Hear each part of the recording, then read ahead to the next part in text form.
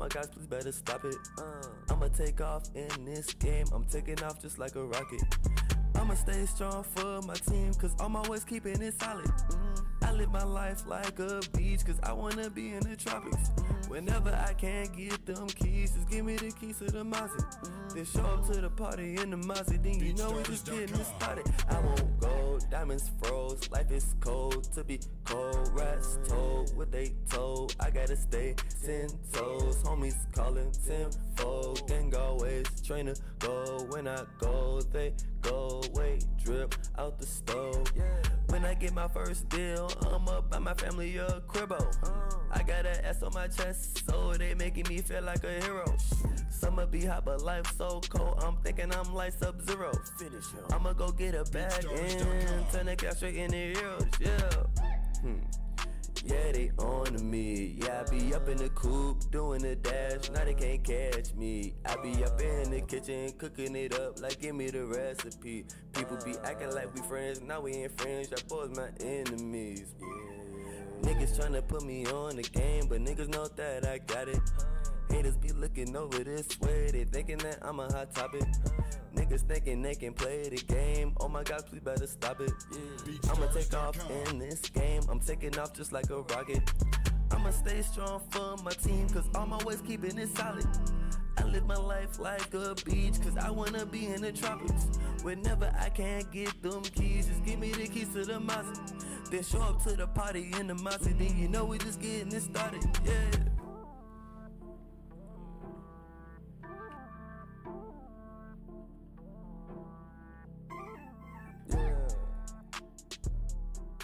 BeatStars.com.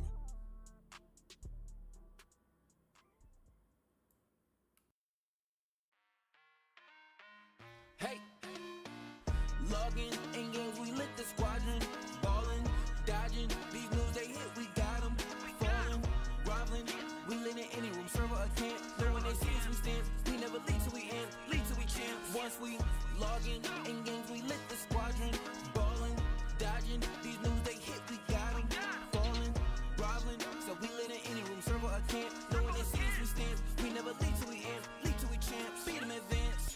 We do we think for them when we in it, we kill it and leaving no chance to hell reclaim. That's not how we move in the wheel of games. Ultimate gamers and still the change, shaking the industry. Plenty G's winning our team, we some killing bees, killing these niggas while they still we replenish. We load the artillery, hold the hostility, boosting these trophies we win. We in it online on the grind, opposition and misery. Leaking they dwell, call us the winners cause we never fail. This is the team that's making a wave on the streams, growing and hanging below. Ultimate endgamers league 1,000,000 degrees, and this is where gamers go pro.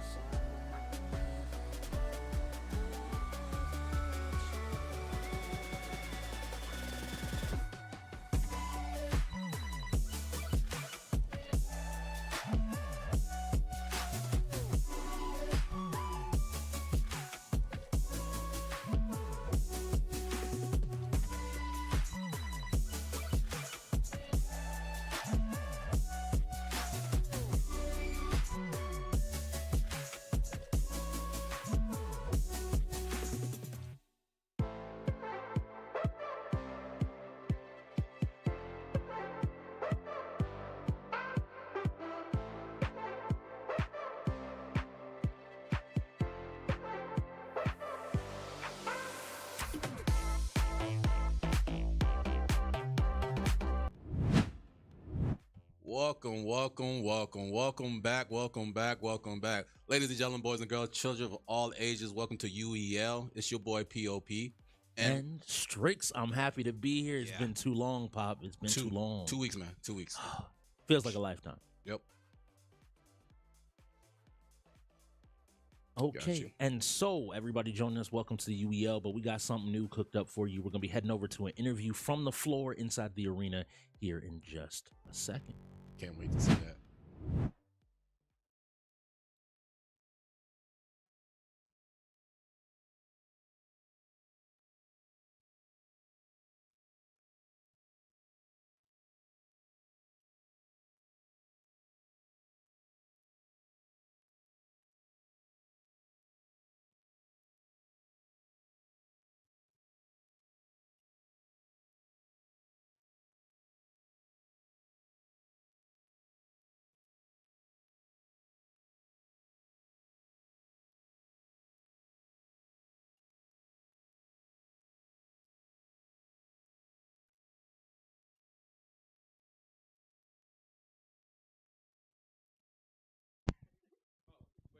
What about now? Can you hear me?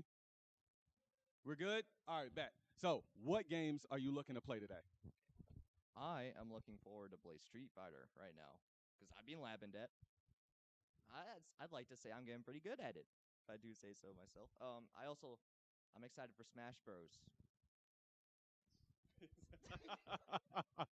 Hey, yo, you heard it here, bro. He's ready for Smash Bros. Baba Yagas, now you coming from a competitive standing yourself, what shooters are you looking forward to playing today? 100%. It's gonna be Call of Duty because there's nobody better in the league than me. So Okay. I've been teaching the team a little bit. So we got some good shooters coming up. So we'll see what happens. I love it, man. It's going to be an exciting game, super electric, happening right here. We're going to go ahead and get over to the RPS in just a little bit. You guys, I'm sure you are ready for this game. Bobby Yagin's nice haircut. I love it. All right, boys. Well, I appreciate it. We're going to go ahead and get over to the RPS, and we'll go over to the casters. All right. So it seems like we got RPS right now. Mhm. Oh. And Mr. Fear takes it. That's that fighting game Yes. prowess on show. And that first spin that you were talking to. Maybe we should start talking about UEL, the rules, how everything Yeah. works. So, all right. So if you're first time with us, hey, welcome. So we're going to tell you right now what we do. We put 33 games on the wheel. We'll give or take 32. You spin it. And whatever it lands on, just right here, Texas Chainsaw Massacre. Texas Chainsaw Massacre is 3 against 4. Yes. You have 3 killers, you have 4 survivors. So they won. Fear team Bucks won.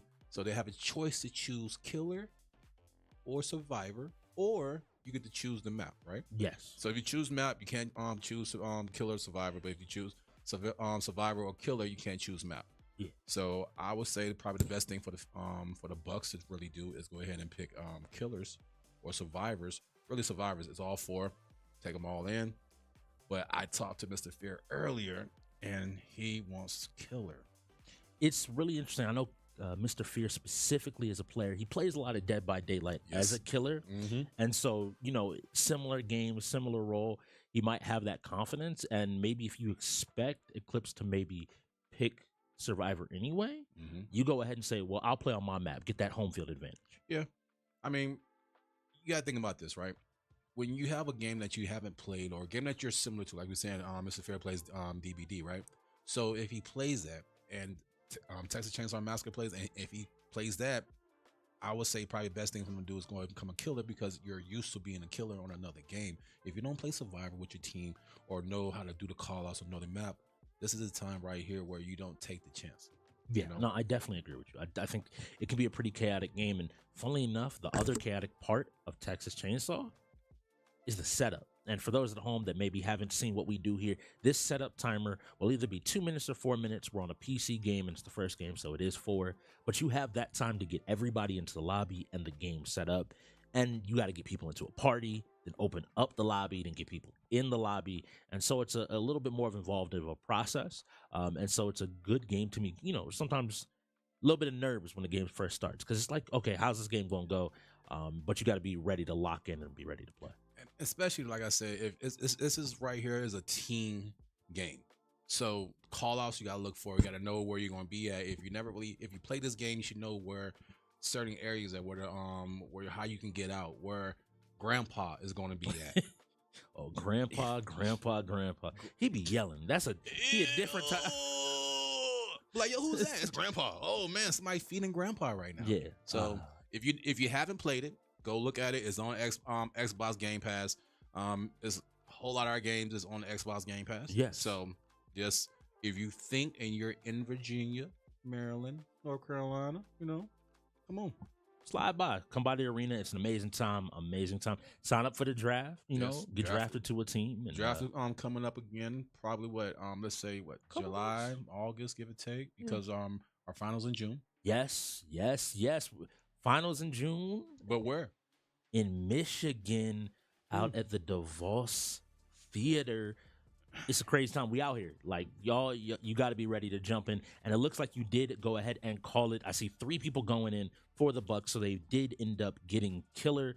On the other side, we see AJ Little Blue, Snappy, Spicy, and X-Ray Aspect going in. Yep. And the thing to remember here is, since I believe it is season 2, Eclipse has not made a finals. Right? This is a team that's a well-oiled machine, X-Ray being one of those new pieces they got over the break this season. So I'm expecting high things out of this team, right? This is one of those things where, hey, listen, Eclipse name is Eclipse, right? Yeah. They do what? They cover the sun. Mm-hmm. So when you think that you about to have some sunlight against Eclipse, man, darkness.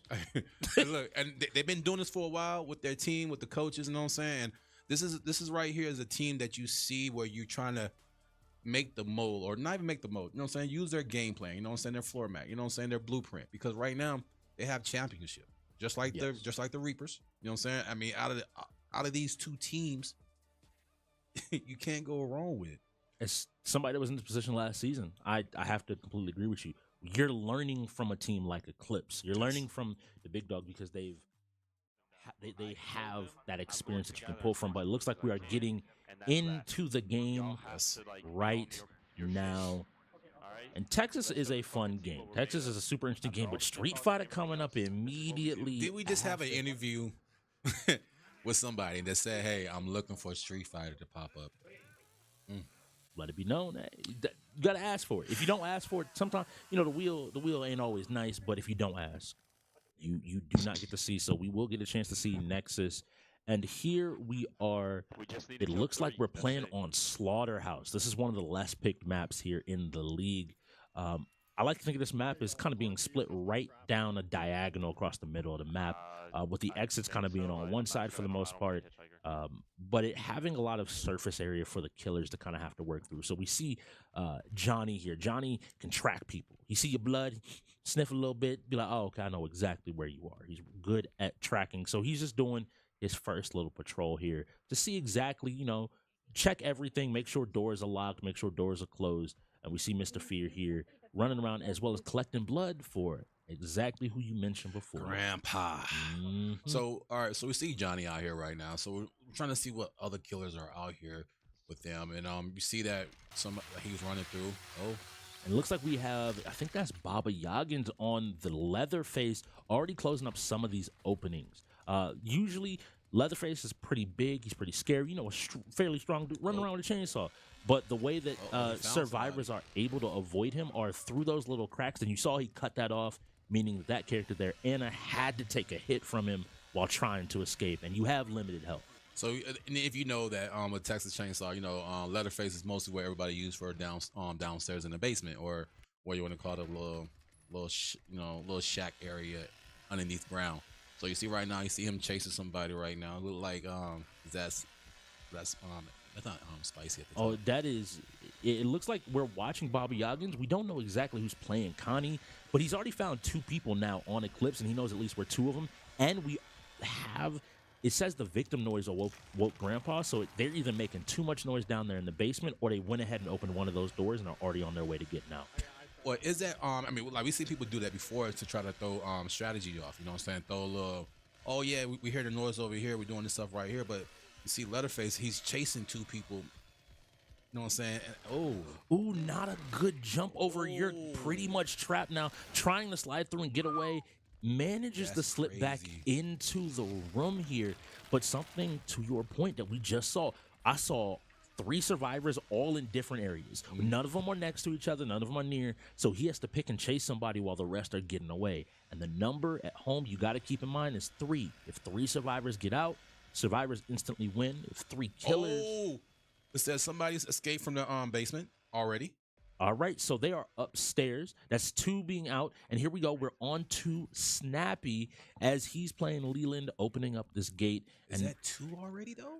they're already out of the basement, so that's step 1. We gotta get out of this game, hopefully pretty quickly. I like the coordination. When I see a nice exit with people, Anna is a great character. I love that character. Her ability lets her take less damage, so she's great when Leatherface is like, "Oh, I can get you." It's like, "Hey, I'll buy you time. Hey, you run away." You can Let's see keep they moving. have a strategy. You know what I'm saying? I mean, yeah, Johnny's out there chasing 2 people. There he go right there, like he found one. And Fear going ahead and closing this gate back, forcing them to open I it can't up I can't hear again. really. But to your point, right? I'm mentioning 3 and 3. So if the killers get 3 kills, they instantly win the game. Right. If survivors, 3 of them escape, they instantly win. Otherwise, it's points. All these little actions add to those points. Closing those spaces, escaping from killers, going into killers, or Johnny getting was hits. using one of his special abilities. He was like what you were talking about earlier on tracking down the blood. He literally bend down and taste the blood so he can figure out where this person's at. It's it's different. This Texas. Bro, it's a killer. If he's tasting my blood to find out where I'm at, guess what? I'm leaving that state as soon as possible. Not even close. So you see her running upstairs, but it seems like somebody else killer's up there. Yeah, whenever you see that yellow aura around the edge of the screen, that tells that a killer's in close proximity, and she's caught between 2 killers. It looks nice like little juke move though. forcing them back into the basement is always a great opportunity. We're looking at And she shut the door on him. Check everything. like, all right, I'm back in my room. It's good. You Look can't at all come that in. blood. Back gate, Bruh. that's where they're gonna go. It's I mean, but they're chasing them. So it's just I know, look like they're man, I'm everywhere right now. The killers are trying to find one of them, trying to kill one of them, and then one's running by, and they have a game plan. Yeah, and it's just doing a great job here of not committing too heavily. Oh, you managed to get away ever so slightly. Shut the door. Does There you go. a nice job by X-Ray Aspect here on the Connie to go ahead and get a little bit more space. Once again, not committing too heavy to any single action. Stopping, saying, okay, where they're going. Am I going to run into somebody if I keep running this direction? All right, cool. I can go back to making a little bit more of a movement. Nice job dodging the bone charms. Those make a little bit of noise. Again, A little bit. It makes a lot. and you can look. The killer can just look around and be like, Oops, I they know down you're there in the tunnels. Go Yep. get them. Survive for 5 minutes so All right. far. So one thing that is big about Texas Chainsaw that I think some players don't realize is there is a timer on the map, and you can see work this way down through the basement to another door. But there's a timer. We know the killer's still lurking. They know that, hey, we can't stay in one area for too long. But that little heart symbol, it'll unfill slowly over time. That will make some noise. They should now know that at least one killer is over in the area. They're all hurt a little bit. But if you take too long in trying to get out of the game, you will end up dying and you start losing more health more. So did you see that? Grandpa is only at level 1 right now. And we have been playing, give or take, let's say 5 minutes. Yeah. And only level 1. I think that the players from what we've seen, that getting out of the basement really quickly may have thrown them for a loop. Normally, you have a little more time to collect some blood to go ahead and level them up. But in this situation, because they got out so quickly, all the killers had to be like, wait, we got to kill somebody. We got to find somebody. I'm not really focused too much. Oh, is he going over to the fuse? He grabs a fuse. This is one of those escape methods, the fuse. So they're setting up their ability. Don't panic. Oh, no, you better move. You better move. Boy. How in the world? And Spicy slipping back out by the skin of his teeth. Is that Leon? Leon look like come on, man, help me out, man. Just a little bit, please. Come on, man. I knew I should have went with y'all on this trip. But I will say Eclipse is in a great spot right now. They haven't lost too much health. We do see Anna burning a lot of stamina here. Doesn't have the ability to really run any further. And Gravity being very comfortable. He's not. Gravity's not. He's not moving too quick. He doesn't feel like he has to run. He knows you're gonna run out of stamina, and I can chase you down. Once you run out of it. And a nice job. Wasn't ready to double back. That boy got a switchblade. Oh, you got 2. Are you calling out? Yep. I see him talking on his camera. I love seeing communication. But one is out. 2 are out. If one more can get out, this is game. That's a third out. I think that should be game. All three got out. They got one. Let's see. Oh man. And this is a great opportunity for people to see. Sometimes you're going to lose one. Everyone wants to get all 4 out, but if you can ensure 3 get out. No, it does look like there's 1 still left, so this can still go down to points. Oh. We saw him up here also. I wonder if they realize that out here in the back, they probably went out by the car battery exit here in the back. Is someone already checking it? Oh. They got movement on him, but it looks like he's moving. He found his gate. Leon said, I'm gone. He said, come on. Come on. Yep, he found the gate. That is a Eclipse win for the first game of the day. A very good job. I love the Anna play there to go ahead and say, yeah, chase me, chase me, chase me. While my teammates is getting away. You get 1 kill, we get 3 out. First point on the board. They would have won by points anyway if you look at it. Looked like they probably had a total of like 1,800, give or take. Already you see that everybody had 1,000 on the other side. It's a real it's a difficult. Okay. And it looks like we're gonna get our first on the floor interview after the first game.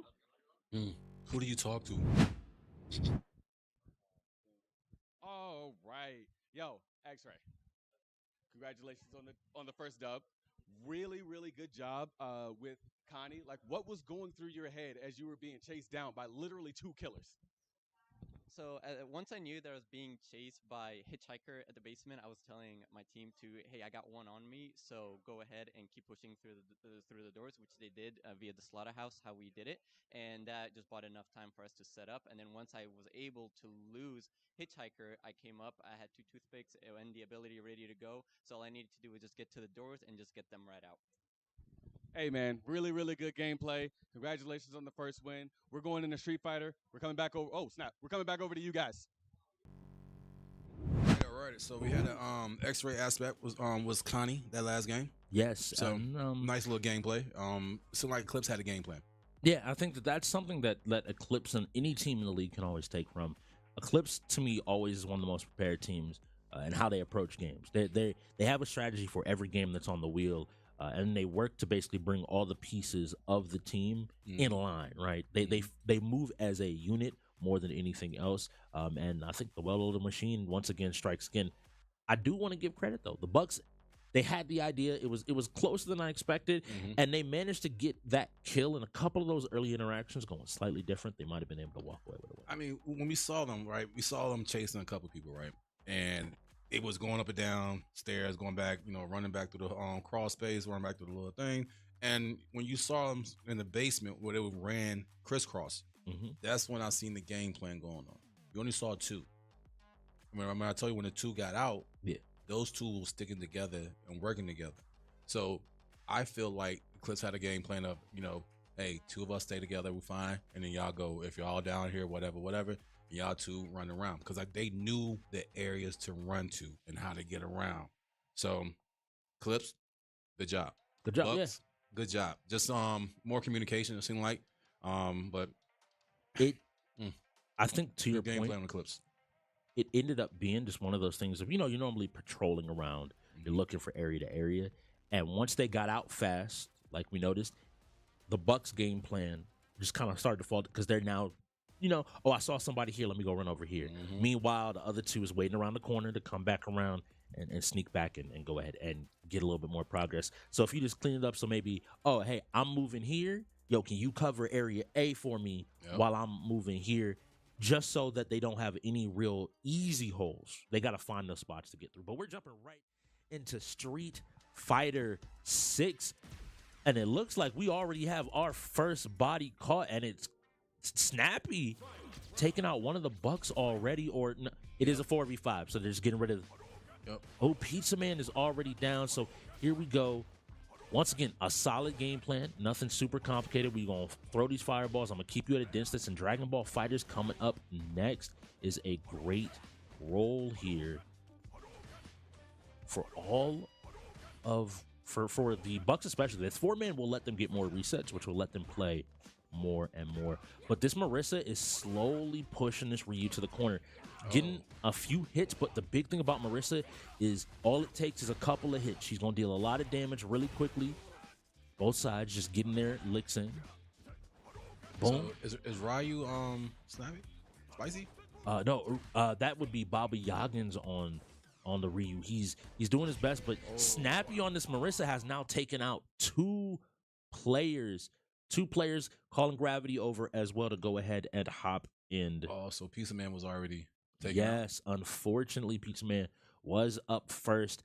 And once again, I see X-Ray Aspect not only a strategist but also a fighting game player. Coach for today, sitting in, ready to play. We've seen a few Guiles before, and Guile can be a really strong character at keep out and just holding his space, doing a great job, just setting up these projectiles, saying, "Hey, you gotta approach me. You gotta get in." Doing a good job as well of just chipping away at Snappy. Slowly over time, not a great flash kick, but manages to cover himself, jumps over the drive impact, but gets grabbed, and now Snappy is looking to start his game plan. Yep, I just noticed it. Thank you for bringing up that level 3 is always a serious worry. Either player could go for it, but the drive impact connects, and does Snappy have it? Looks like he was looking for the damage. He dropped the combo though, because he was trying to get the grab on the leg after what that, and you see that man. But a great performance. He basically took out two people by himself, getting his team out to an early lead. If he's able to confirm even super there, anything, he pretty much wins that round. Good head on his shoulders from Gravity, though, to be able to really quickly realize, oh, this is how I handle this Still situation. got the level 3 on both right now. Another Ryu, you know what I'm saying, for the other side. So Ryu is the standard character in this game.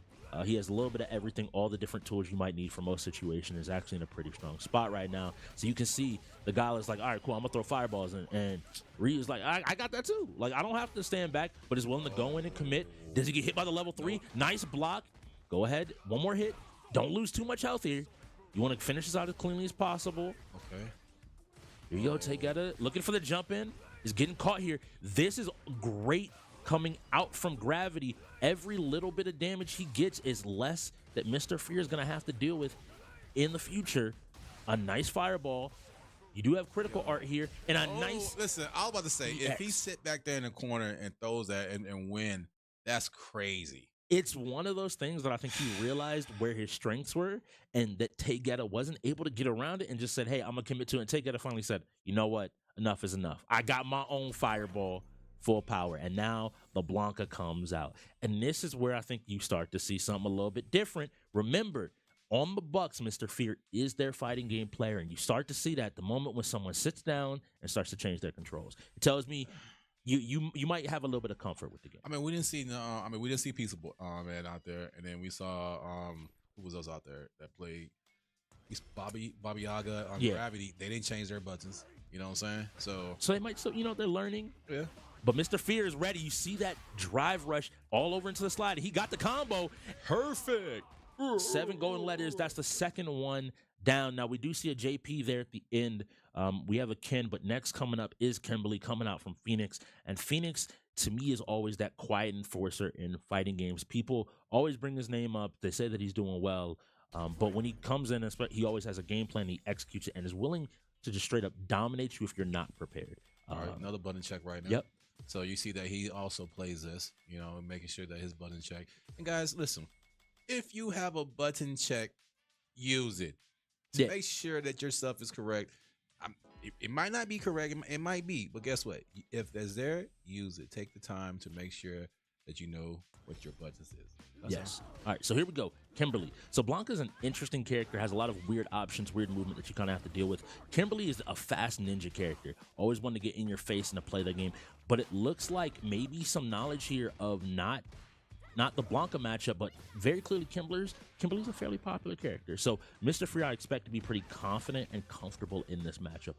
Kimberly is different because we see a couple of people in UAO use Kimberly. A couple of our guys that we know on our team use them. Use the classic or use them the modern. I wouldn't say the modified, what's the modern? Yeah. So we got people that use the modern, and one button, and it can ruin a whole game really, really quickly. And here we go, Mr. Fear once again making quick work, not losing too much health. All it's gonna take is one more fireball and a nice. Did he taunt? Did he just do a taunt? Okay. Funnily enough, that's how that move looked. I know it looked a little taunt. Like, come on, man. Like, oh, you trying to fight or nah? Yeah, you look at him. Mr. Fear smiling like, yeah. Hey, look, man. He's like, I got one more down, right? And then his next is the last person to go. So right now you got what? X-Ray? Nope. Not yet. 'Cause we have We got Nexus Nexus. coming. Okay. Remember, Nexus said in that pregame interview he did want to see Street Fighter, so I'm expecting some pretty big things coming out. What you think X-Ray's telling him? Oh, X-Ray is probably identifying. As a fighting game player, you start to identify some patterns like, oh, he likes to go low a lot. He likes to do this a lot. So kind of wait here and boom, showing you can. Like you gotta make sure you hit him with that uppercut, baby. You know what I'm saying? Make sure you push him. If he's standing on top of you, don't let him just freely walk around. Make him block. Make him be a little bit scared so he doesn't press as many buttons here. Did we see a will? A spin? Our next game is Dragon Ball Fighters. Okay. The fighting games seem to have started early today. Yeah, I see that. And here we go. We got the Ken and the Blanca matchup. And a nice Blanca ball here. And once again, Mr. Fear just putting a lot of pressure on. A nice throw to just punish him for doing things. I like the patience from Nexus. It tells me that, hey, you have been playing. You're ready. You have options. You're willing just to make this game take a little bit more time. Make Fear slow down. Maybe cut into his momentum a little bit. But Fear's on attack right now. I play Ken. I'm not saying I'm the best Ken out there, but I know that right now some low kicks, you know, to get him, because I mean he's going low, he's going high, he's switching it up every time on you, so you don't really know where. But you got to make sure you attack though. Give him something so X-Ray can have something to come back on. And this will be big if he can hit this combo. He drops it. Mr. Fear gets up and blocks. Mr. Fear. Mr. Fear didn't really get a big punish there. No, he didn't. This is going to be super close. Can you get him? Nice block. And a throw should go ahead and end this round. But the big thing here is Mr. Fear is going to have maybe half health coming in against X-Ray Aspect at full health on the JP. X-Ray bring out his hitbox. You see that? It's a special thing. In my heart, I always got to love it because he's got Leo Whitefang from Guilty Gear on it. Fellow Leo player. Always have to have a little bit of love there for the player. But X-Ray Aspect, strong fighting game player, always has strong fundamentals and an understanding of the game. Is definitely sitting here and looking happy playing JP. Now, this character did receive some nerfs recently, and I want to see if either player knows kind of how to attack that. What I'm specifically looking at as Fear, I want to see you in the air a little bit more. And don't let him get set up, because if he gets set up with this pressure, you're going to have problems in trying to deal with anything. Nice job using the Blanca ball to get in, but already we see the punish. Yep, it's a wrap. Because, I mean, don't you play JP? JP is very difficult character to deal with, but X-Ray Aspect being incredibly solid in how he plays, he recognized that Mr. Fear was doing a lot of unsafe options, and instead of making it complicated, I got to do this, I got to do that, punish what you know they're going to do. Let them walk into the bad situation. You don't have to try to create it yourself. I'm going to put it like this. If Mr. Fear on that last fight had not taken that much health off, I feel like he probably would have had a better chance to have a chance to go against X-Ray, because Nexus, you know what I'm saying, did what he did against him. And X-Ray, like you said, called out like he knew what he was doing. And I feel like Mr. Fear saw where his health was at and jumped the gun. It's one of those things that's super small that some people don't realize is the pressure in our format. For those that are just getting here, pretty much every single fighter works on either of one of two formats. One, you don't have recovering health and you have to fight multiple people. So in Street Fighter, if you number one, you better be able to go through 5 people or do as much damage as you can, which we saw with Snappy doing there in the beginning. Kudos to Snappy. And Nexus's response to that performance, which again, he does some damage, but his response was that he don't know the matchup. And this is where I'm looking at y'all and to Eclipse. I love y'all. But I know y'all some of y'all might not like this. I know earlier in the season, they talked about how they were on a pretty rigorous training regimen now that Chicken Tech and X-Ray Aspect are joined. Y'all got to be watching footage. Mr. Fear been playing Blanca. You got to be prepared for that matchup. But we're jumping right into Dragon Ball Fighters. Next. DNF Duel is up next. Listen, all right, if y'all don't know, right, last time the Eclipse, they went 4-1 fighting their last game. 4-0 in racing, 3-1 in strategy, and 1-2 in sports. So far, we got Texas, a strategy they won. Street Fighter, won. Then another fighting game, and then another fighting game is popping up. We're going to have 3 fighting games And because Street Fighter was the first one, they're going to be able to have X-Ray Aspect back up again, who is definitely who they want to have available whenever any one of these fighting games come up. So it looks like Pizza Man's going to be on the Gogeta. Fear's on Master Roshi. Baba Yaga's is on UI Goku. Fear would be on Master Roshi. Spicy's also playing Gogeta. Phoenix on the Videl. Tegeta on the blue Goku. And here we go. Mr. Fear, though, once again, he plays these unorthodox characters and can sometimes catch people off guard, but that's a big thing coming out of Phoenix as well. The Videl requires you to be aware of exactly what she does. Not a lot of people play this character, especially not to the level that Phoenix does and a few players in the league. They have to be ready to handle all of the different mix, the options, when she step dodges, and we can see there the first player goes down. Pizza Man has fallen to the human Videl. Super Saiyan Blue. Come on, man. You know who her daddy is, man. Don't do that. Hercule, strongest man alive. Come on, man. Don't do that, man. You know who her Strongest daddy man is, alive. man. Come on. All right, getting back down on the ground, and now I'm looking at Bobby Yoggins starting to use some of this UI Goku, but again, Phoenix is so solid. And yo, she's out here making her dad elbow. proud, her boy, her husband proud, her kid proud. And once again, Mr. Fear is now in a position where he's got to find his opportunity to win here with the quick super to try to do something. The nice tagging to get some damage coming out. Uses the sparking. We love to see it. But ready for it. The patience coming out of the Eclipse players, recognizing once again, Mr. Fear is the one in the dangerous position. He has to find the win. Good job spinning your meter, getting a little more damage.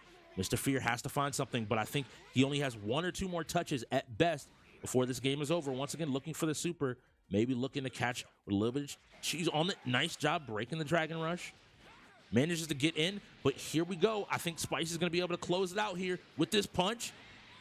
And we are done. Actually, I believe that was Tegeta finishing up. So each one of the Eclipse players managed to take out one of the Bucks. They all got in team effort. Well, good chance, you know what I'm saying, of making stuff happen. You know, this is when you go back and they just knew they was tagging out, man. They was switching out. You could tell the Eclipse is a nice 1975 Camaro that haven't been touched. Cause they're over the classic. They over here making people like, yo, did you like? I literally sat here and watched Dragon Ball Z, thinking I was watching cartoons. Oh yeah, it definitely looked like that. I was like, oh, next on Dragon Ball Z, like, Videl, bodies. Videl's body everybody. Like, man, it was a crazy moment. But again, once again, great clean play coming out here, and we see the resets coming in.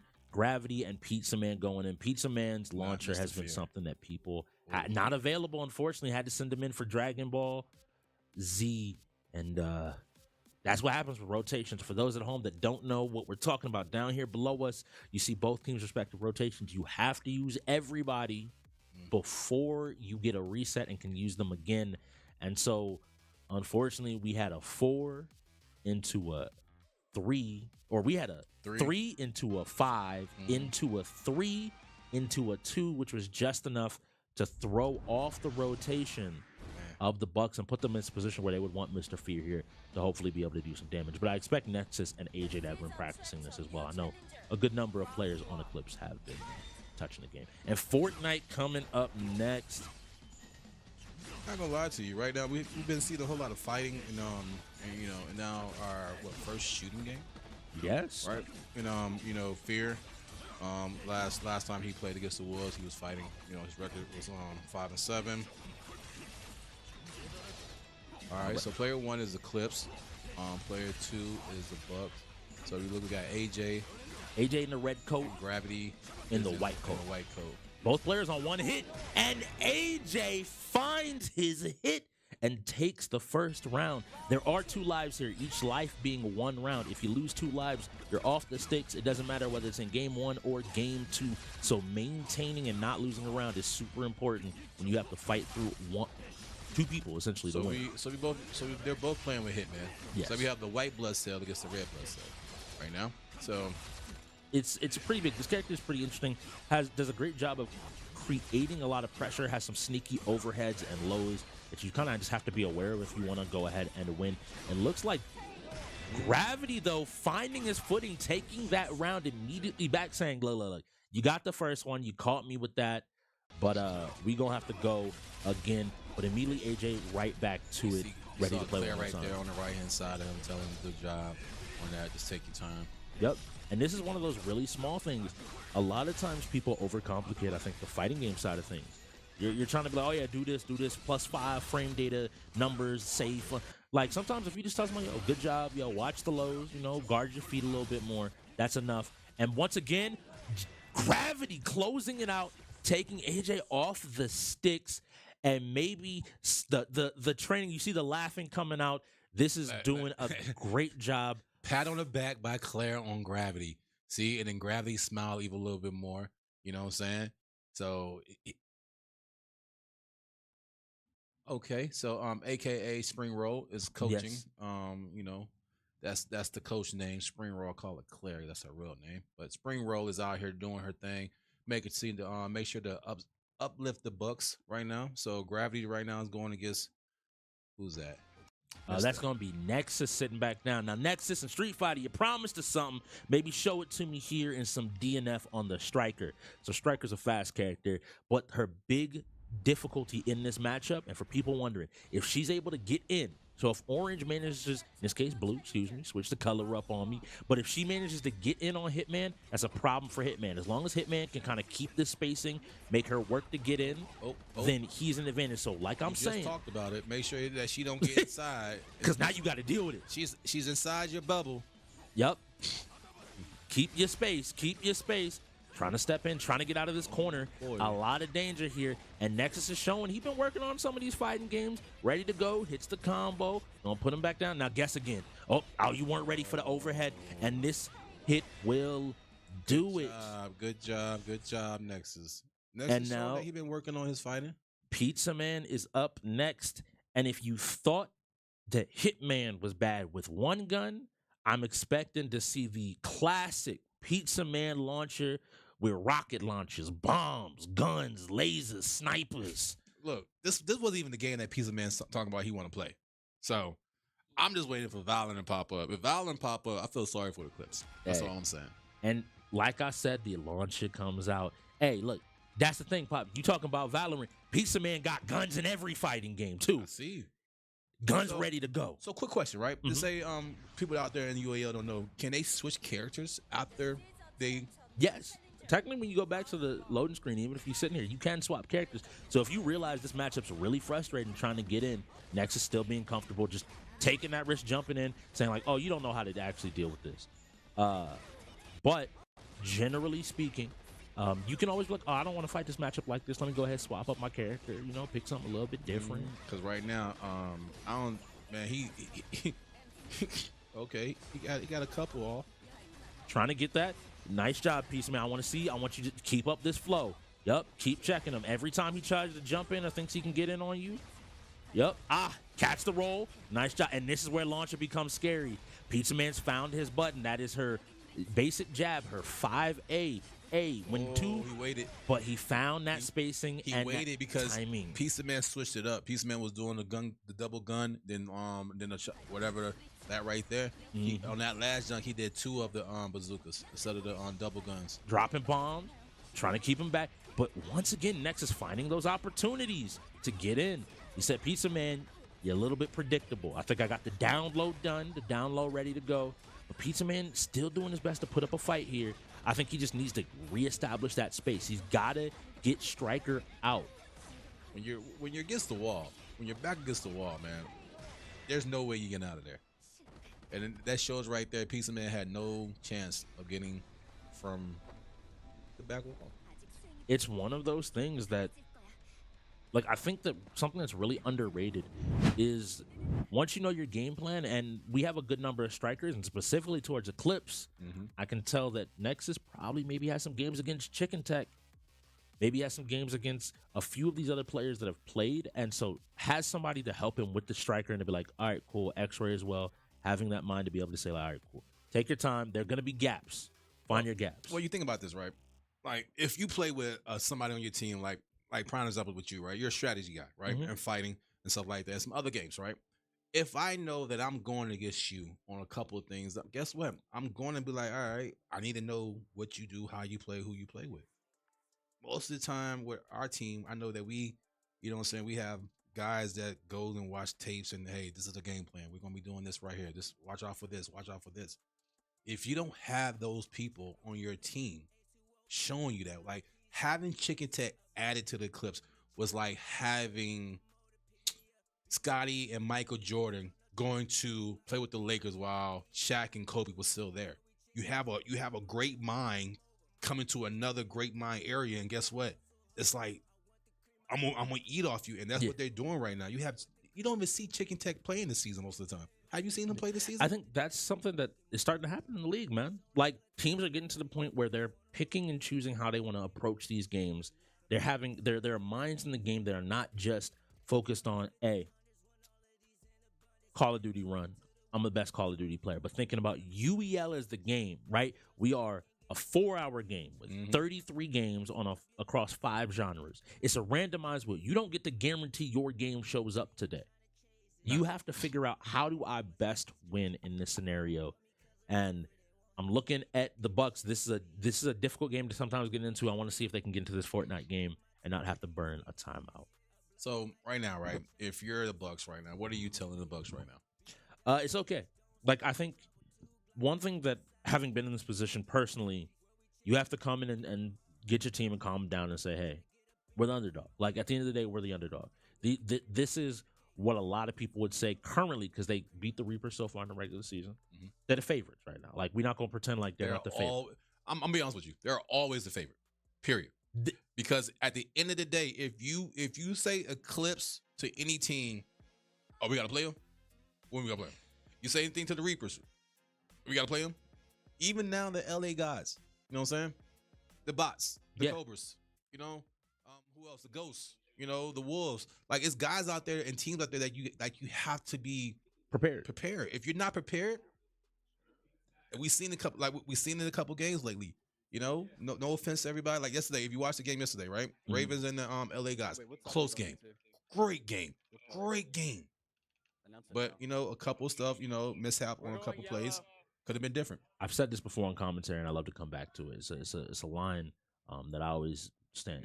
I always like to bring to people because it's the perspective that I think people have to keep in mind. Luck.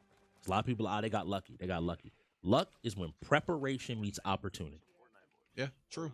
If you are prepared and the opportunity presents itself, you were lucky. But you had to put yourself in a position to be lucky. You couldn't just not do anything. And here we go. We on Fortnite. For those that don't know, we use a creative map for 3v3. First to 2 round wins will go ahead and take the game. There's a randomized loot pool with a few standard things on the backside here. Taking a little bit of time to loot here, though. Can they all go in different colors? Not to start off with, but you can always spawn here and move to these different colors. Maybe check to see if you can find some more loot, maybe something that you like. Now, who I'm looking for here, though, is Pizza Man. He's a youngster. You know how youngsters in Fortnite go. Hey, I mean, Fortnite is something. If you don't know how to build, guess what? I promise you will learn. Yeah, right now you see him immediately like pushing up, taking a little bit more space, just looking out, seeing where are the enemies that he has to fight, trying to get these angles with this sniper. He's just trying to find this line of sight, blocking just so he doesn't take a free shot from another side. You see somebody. Pizza Man smells blood in the water. First shot's a little bit left, but swaps back. Is one of the players patient. Looks like one of his teammates is down. Hopefully an opportunity here. We've seen this season, the competition in Fortnite has gotten to the point where individual players can find it very difficult to just carry Fortnite by themselves against some of the better teams. And Pizza Man taking a bunch of damage is going to have to back up and try to heal, but gets knocked out into the open, isn't going to have that opportunity for free. Eclipse is not giving him the space that he might want or need. And Pizza Man just doing his best, trying to box up, trying to just get a little bit of safety, to get a moment to collect himself. But the pressure isn't stopping a nice shot. Pizza Man was trying, man, trying his hardest. Respawns are remember this one? Respawns does happen. Yes, so the map has been updated And it does play a little bit different where respawns are something that are now available in this game mode. Once again, to a lot of players and a lot of people, I look at them and like, have you stayed up to date on some of these game modes? Not everything, things change. We don't live in an environment anymore where games just end and it looks like they do recognize the respawns. So they are just like letting themselves die to end the round so they can go on to the next round. So it looks like even with respawns, the first team to die does go ahead. So all right, so there mean no respawn. Yeah, so you don't have the ability to save yourself, right? Like it makes the game very different than previously how it worked. It still is going to be the first to kill the other team as a whole. Will go ahead and take. So there's no respawn in this period. No, even if the game allows it, you just got to kill 3 people, kill the other 3 on the other side. And that's something that benefits Eclipse, right? Eclipse is a team that for a very long time was known as a shooter team. They have a lot of talented shooters on that team, right? Even going into last season, I remember speaking with them, and they were very open about like they don't like being pigeonholed into just being a shooter team, right? They are a 4-time champion. They have proved time and time again that they are one of, if not the best in this league at playing 33 games across the categories, right? Right. And so now they're showing that, hey, Pizza Man, this could be your game. You could be really good at it. But if we apply pressure to you, right? If 3 of us, I'm thinking about it's Valorant already, but if 3 of us come running at you, it's hard, right? I know you're a sports guy in 2K. If you getting triple teamed and your teammates can't help you out, oh, somebody's down. and once again, it looks like that would be down. Spicy going down, 2 going down, and it looks like Pizza Man ready to make another play, ready to go in, is 2 pushing up on the cliffs right now. And it looks like Pizza Man is just pushing up, trying to get some more pressure here, doing his very best. So you see somebody dropping in here. Pizza Man taking shots here, recognizing that's an enemy. Is there somebody left on Eclipse? There should be at least one more player. We saw 2 downs. I don't think we saw the third. I think just coming back, recognizing that, hey, the respawns are on. They have to find this last person, though. This last person is the issue. There's one more person. The movement.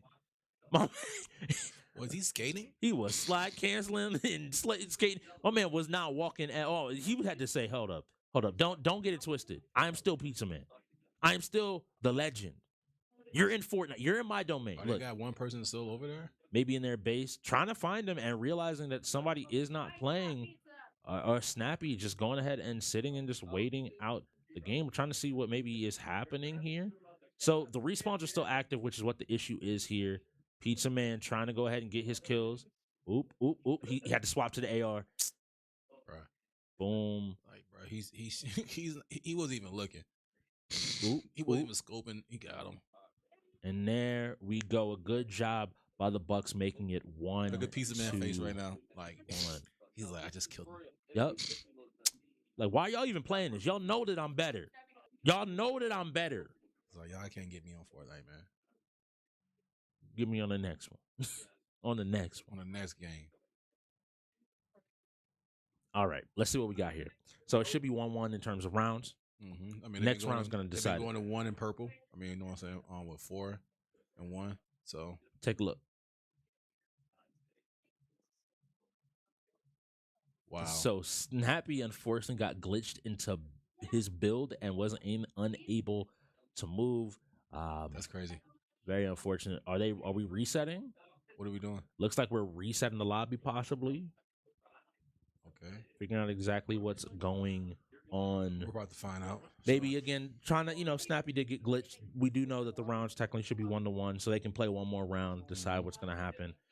Trying to make sure everybody, if something goes wrong, it's a technical issue, not on the player side of things. I mean, I hear you. Like I said, Eclipse has the Gorillas, Ghosts, Phantoms, and Bots for their last 4 games. The Bucks have the Phantoms, Gorillas, and Ravens for the last 3 games. Yeah, so talking about that and like the road to Michigan, obviously these 2 teams have a very different viewpoint, right? Mm-hmm. Eclipse been on that road. To them, this is another day. I've been traveling, right? I'm already walking there. Yep. But to your point, I think the Bucks maybe look at this saying, okay, we're playing them. We got the Phantoms coming up. That last time we played was a pretty competitive match. Maybe we can find a win there as well. And if they manage to find a win, there is still the possibility of playoffs, right? Like no team is out of playoffs fully yet. There's still the ability if you can take a win or two here, there, you can definitely find your opportunity. Okay, and we're getting everybody back in the lobby here, but yes, yes, yes. Fortnite, Fortnite's a big game now, right? Yeah. It's a little bit so different. like right there. You see, they got the rocket racing. So if you don't play Fortnite, or if you do play Fortnite, all right, we do the building, right? But I recommend you go into rocket racing. Rocket racing is one of those things that you get your friends, right? And they think they can race. Oh, and what Go time is it? go play that. Show Trust me. me. Show me. Trust me. You can see it's- that they also got Minecraft. They got a rock band. They have over, I want to say, over 200 different maps that Yeah. you can try. Different modes. It's ridiculous. It's such a great game. It's such a just a great game. And here we are. We're getting back into it. Both teams going to run into their respective starting locations. yellow and purple again. Right now, you crying. So they must know something. Like they must know purple got, the weapons they needed. Yeah, I think you hope. Sometimes it's just a good luck color, right? You just I mean, you can always switch it up. yeah. Right. As long as you let the enemy team know Yep. where you're going, I think it's usually okay. All right, so here we go. Now, what I'm looking at right now, AJ, is anybody picking up the hammers. The hammers are movement items. They let you go ahead and start moving. So with two of those, I expect them to pick some close range items and get in there. They're taking a very long time to figure out exactly what they want. They got to start moving. Quick question, right? So if you're doing a strategy on this, right, and you know that most of the people take their time of getting their weapons, do you off the rip go attack before they can start? And it looks like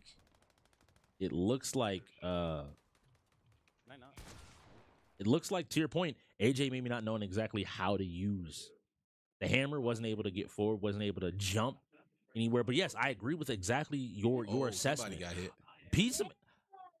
You saw Piece of Man ain't playing Spider-Man? Right. Did you not see he threw the little grapple at him, stuck him, and then shot him? Yep. Like, bruh. Um, That's crazy. Yes, that is true. So, Piece of Man, this is mostly all he plays. You know what I'm saying? Piece of Man does not drive. I don't know if he has a moped or a bike. Yo, Piece of Man on a moped. Like, how might do go you crazy. feel a guy who's named Piece of Man, probably 13 years old, 14, and beating you in Fortnite? It's one of those things that I feel like this is that thing of like. That's what you go tell your kids. Hey, teach me how to play Fortnite. Teach me how to play. Teach me how to play. Teach me how to build. Like he's just moving through. He's already killed one. He's looking for the next, trying to find them, just moving around. Yep. His awareness is to be like, all right, I need to reposition here. I need to reposition. But now he has people, looks like on two sides of him. He's going to try to get a heal off here. Don't know if they're going to let him. They last time really pushed him hard, taking his own fights, willing to take these shots, saying, hey, like, you're not just grabbing me, bro. I'm ready for you. Oh. Takes a trade. Ooh, trying to get height on him. Oh. Manages to get around Snappy and get the kill. But Snappy's teammate is not going to let this just happen. Where are you, Spicy? I know you out here, Spicy. You looking for it. Spicy's not going to let it happen for free. Piece of Man, a little bit low. He's just keeping an eye. He ain't gonna let Snappy get healed. Nah, Snappy. Game's over, buddy. Man, boy, Piece of Man is going crazy. He said, "Try me if you want to." Look, bro. He's he's editing everything. He's moving. I try to tell people, like, it's a he different win? game, and guess what? He didn't even have to do it. His teammates was looking for Spicy. Swag Daddy has fallen. That's it, right? Yes. That's it. I mean, they won. Let me see. Yeah, that should be. They won too. Piece of Man with the kill in Fortnite, baby. All right, so guess what? Road to Michigan. We was just talking about. Here's the standings right here. We have the North Conference. We have the Reaper 7-1, Boss 6-1, Ghost 4-4, Cobras 4-4, Wolves 2-5, and Bandits 2-6. There's big potential games coming up here. The Wolves and the Cobra play. So it looks like the round where we had a technical issue is going to be Okay. tossed out. Pizza Man said, take a round away from me, and I'll take it right back. All right? Dang. Take away a round. That's crazy. And I'll beat you 2-3 times. This is my game. I don't care how many times I have to. That's crazy. So I Dude. mean, it's like it's the game mode right now. So Piece of Man is on the run already, and they're already throwing stuff to their to one already. If you look at it, they're throwing bombs over there, bro. Yep. Like I said earlier, would you go ahead and attack them early before they start building? And guess what? Somebody must be in a stream, Hey, because that's what the Bucks are doing. Look at what in the world just happened right there. There's a lot of different weapons in Fortnite. I'm gonna be very honest. That's why like Pizza Man is so good. He grew up with this game, right? Same as us. We grew up with Fortnite been out since it was 4. probably though it feel man. Fortnite been out what almost good 10 years now, It, give or take. do you know how crazy that is to say that Fortnite is almost 10 Yeah. years old? Like that is he's Pizza. Bruh, get out of here. My man said, "Hey, yo, hold on, let me get the axe. Let me get the axe right quick. Okay, cool. Hit the axe up.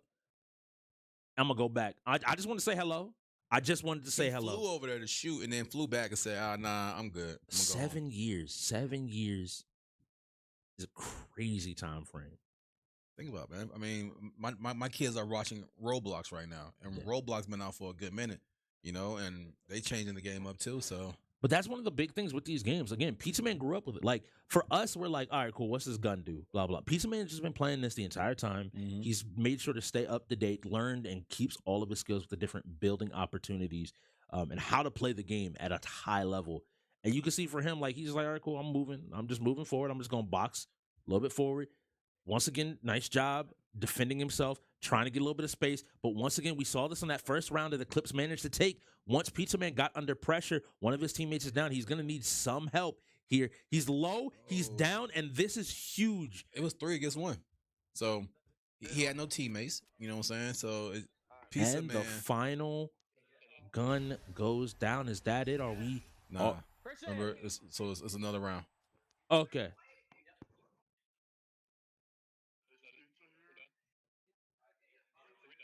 And that's game. So that first round went to Eclipse. They managed to win that very first round. Dang. Once again, they found the rhythm. They found the formula. Man. What it was to lock Pizza Man down and overwhelm him with 3 people. It's so hard for you to be able to actually go ahead and, as you mentioned here, the conference is the road to Michigan. So the Cobras and the Wolves play this week. That creates a pretty big game. The Wolves managed to take a win there. Mhm. It starts to set up a 5-way tie for those, or a 3-way tie for those last 3 spots in the Northern Conference. On the Southern Conference, we see Eclipse looking comfortable. LAX guys maybe looking for a couple of defeats. Eclipse to maybe take a couple of defeats, but Eclipse currently looking for that number 1 seed. The Gorillas surging at the right time, and the Ravens also competing. And we're not going to be Wow. playing Madden. For those at home, I know Pop was Pop. I know you was. I know you was hoping. You was hoping. Oh man. So they forfeit Madden. Okay, that's cool. So back to what we was saying, as we was talking about, the LA guys are playing the Gorillas. On this note, take it back. I apologize. Eclipse are playing the Gorillas next week. Yes. And then Phantoms are playing the Bucks. So like you saw up there on the Southern Conference, you know what I'm saying? It's right. The Ravens are right behind the Gorillas. I think Gorillas are 4-4. Ravens are 3-4. Ravens I don't know who they play next. They week. have another game I do know against in like 2 weeks against the LAX Gods, I believe. So they will also be playing that. Again, neither one of these conferences is locked down yet. No. We look at the top spots. 3 spots are technically locked for playoffs. Currently, that being the Bots, the Reapers, and Eclipse. All 3 are guaranteed to go into playoffs. Yep. Now, where they ultimately fall still technically is up in the air. It depending on how people win. The Bots could take, if Reapers drop another game or 2, Bots could take that first place spot. On the flip side there, Eclipse, as long as they continue this winning streak. Once again, for those that are wondering and don't know about Eclipse, last season, from the beginning of last season to this point, they have lost 1 game, and that was the championship game against the Reapers. Beyond that, they have a record now, I believe, if my math is correct, of like 17-1 in the last 2 seasons. That's great. I'm not even on. It's hard, right? The next game is DBD, and I see we talked about it earlier when I said Mr. Fear we're looking for DBD, and guess what? DBD is up, and guess what? Mr. Fear is up, and guess what? He is the killer in DBD. So we got Phoenix, X-Ray, and Spicy going in as the survivors for DBD. And if y'all don't know, if I had to pick one more survivor, give me Tegeta. Give me Tegeta. I know Tegeta plays a little bit of. I know he plays killer especially, but I'm hoping he plays a little bit of survivor. Well, guess what? He's in. So that's the last person that went in. So think about this, right? If you don't know, like we seen Texas Chainsaw Massacre, right? It's different, right? You have to find certain things. You have to find certain things to open up certain things. You have to unhook the car battery, find the fuel. There's certain things that you have to do to open up to get out of it. Now with DBD, if you haven't played Dead by Daylight, you have to go to the generator. You know what I'm saying? Fix it on the generator. You gotta wait for a little LB or you know what I'm saying, or L1, whatever that you play on, to click on it to make sure you get great, you know what I'm saying, a spot on it. And then if you incorrectly get the generator straight up, it's gonna and guess what? Now that's make noise. It makes, you know what I'm saying, a little indicator that hey, you're over here, not a killer. Now we don't know what killer he's gonna use. You know what I'm saying? You have different killers. I have some suspicions, but I want to see which one Fear plays. Again, Fear extensively plays killer. He has played quite a few different killers, but the thing is, we mentioned it, and this is kind of the story of the season, not just with Eclipse being as good as they are, but the acquisitions of them kind of stepping out of what was normally their bubble to, they basically drafted people and had a team that they came in with until this season with X-Ray Aspect as well as Chicken Tech. Chicken Tech, very proficient in this game. X-Ray has worked with Chicken Tech as well, and I know plays the game at a solid level, but Eclipse also just likes this game. They have sets of players on this game that just enjoy DBD. They are skilled. They have good people to practice against. And so I think Fear will have it cut out for him. Fear did manage to take it, though, I believe, in their last game. He managed to go ahead and get the 4K last time they played. So maybe a repeat performance. So if so, that'll be great. Right now, as the Clips right now are on a 6-0, you know, we're just seeing more of the Clips just doing UEL ways. You know what I'm saying? They're in-gamers. And when I'm talking about in-gamers, they're making stuff think about, like when you're at home and you're playing a game by yourself, you know what I'm saying? It might be a computer game, might be a phone game, might be whatever that you're playing. And if you're playing by yourself, guess what? In your head, you're already trying to make ways of trying to figure out how to beat this game, how to make moves, whatever. Now you have teammates who actually play this game, and now you're looking to the point where you don't have to say a whole lot. You can say one thing, and guess what? They already know what's going on. They already know where to be at. They know where to. Hey, he's here. He's at the generator on the left side of the temple or the shack. You know, a couple of our guys that we play with, like Jekyll, he likes to call out stuff like that. Jekyll loves to play DBD as a killer. You know, I hate playing against him. You know what I'm saying? As a killer, like, bro, I'm your teammate. Let me live. Let me get out of here. No. You gotta learn. You gotta learn. So that's why I feel like Fear is out here to make, you know what I'm saying, people realize that, hey, there might be a couple games out here that I don't say that he plays, but there's a couple games out here that when you see him go in, you expect him to be great. And this is one of the games that I see him go in to be great. One thing that I always note about Fear is last season and previous seasons, a game like For Honor was on the wheel. Yep. They didn't let it. People did not let him play that game. Did not matter what the situation was, what was going on, because that's how good you don't get to be comfortable. But this is a situation where Eclipse feels comfortable enough. Like, look, you got us last time. What is it? Get me once, blame on you, shame on you. Twice, can't let you hit me again. No, for real. But that's what they're doing, right? So now, like we talk about how they was doing with the Texas Chainsaw as survivors, right? Now, same thing, survivors. So how are they going to be efficient like they was in Texas Chainsaw and DBD? I think that their map play has to be clean. If you know the person that you're playing against knows how to play DBD, then what you're counting on is your ability to pull them around and maybe make more predictable decisions. This is something where having somebody that's experienced can sometimes backfire. If I'm playing against, if you're playing against somebody in any sports game, right? There's a move that you can do that you know might catch them because they're expecting a certain response. True. But a new player might not move at all because it's like, oh, I don't. Why would I be afraid of that? Right. So here, I think that can work. We do have an event going on currently, and we're getting our next wheel spin as well. Is it gonna be another fighting game? Feels like the fighters want to roll today. I'm gonna be honest with you. The fighters want to roll. Don't do that. 2K. I'm not gonna talk about this right now. Because if anybody knows me, if you know what I came in last season, that's all I talked about was 2K. Nothing else. No sports, just 2K. So now we have the DBD, right? Survivors, right? Now, this is the thing right here. It's all about the map, all about the killer, all about certain things. Now, in Texas Chainsaw, they didn't have perks. the survivors didn't have perks, right? Mm-hmm. In DBD, the survivors have perks. So you see the killer. Yo, why is his neck backwards? So this is the newest killer in DBD, the why is his neck turned backwards? the though? unknown. Is this Beetlejuice? Nah, he different though. I will warn you ahead of time that he is different. So the biggest thing that he's different. So some of the powers and the way that he works, he has a little grenade launcher in his chest. Bro, he found somebody already. And yeah, if it hits you, it will absolutely. It can have a bunch of different effects here. To either mess with you hear, mess what you see. The big thing is if you get hit twice, you do take some damage. And the only way to get rid of that purple effect is to look at it. So Mr. Fear already got somebody, and this is like we said, he played killer. I mean, he didn't find nobody. He found somebody in 10 seconds, give or take. Yeah. We got some, now he's going off, go look for somebody else, but also, mess with the generator. He sees certain people over there getting taken off. Gardner Joy is a pretty popular map as well. There's something that's pretty familiar. He also leaves behind clothes himself that he can teleport to. So again, something else you have to kind of be aware of. I'm gonna be honest with you, man. If this right here was in real life, and you say we got 4 guys from our Cobra team, and we're sitting right here, right? I am never going out with y'all ever again. Ever again. Yeah. Now the question is how we end up here. I'm gonna be very honest with you. How we end up here in the first place? Bubbles and Joko. Nah, there's a lot bigger problems where I'm gonna ask you, how did I end up? Bubbles and Juggles got us out here, straight up.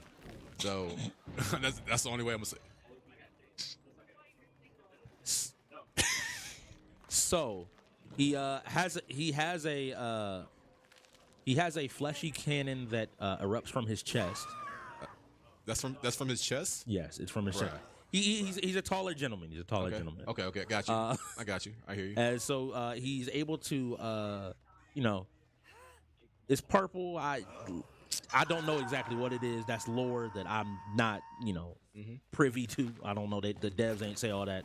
But he can shoot through, as you can see there. Managed to hit Snappy and infect Snappy. Snappy. Now the thing is, to get rid of it, you got to stare at him. You got to stare deep into his eyes for it to eventually go away, the effect.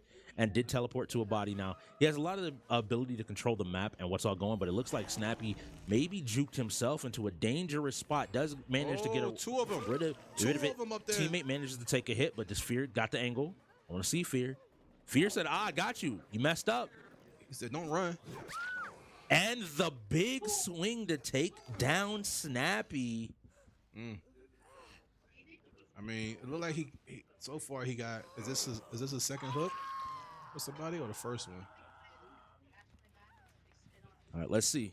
Gonna go ahead and hook a second survivor. But the big thing I want to call your attention to, because you mentioned how quickly he did manage to hook somebody. 2 of the 5 gens have already been done by Eclipse. Eclipse is playing their game plan, right? Game plan working. Like Mr. Fierce chasing here, nice job. Oh, catches him on the juke back. Said, don't play with me. Oh, he got this. Does he got the bounces? Looks like he canceled the animation there. Yeah, he did because he was trying to make sure that he caught the person running. Person gets out the window. Is he gonna follow? Yep, jumps out the window. All of Eclipse looks to be back up. You know that they went here.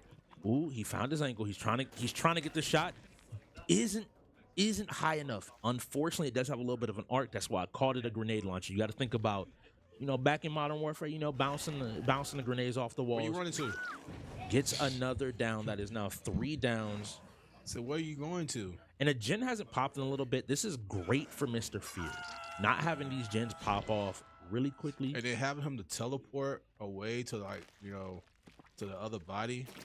And then right there, he's messing with somebody else. But that little launcher that he got, it's crazy.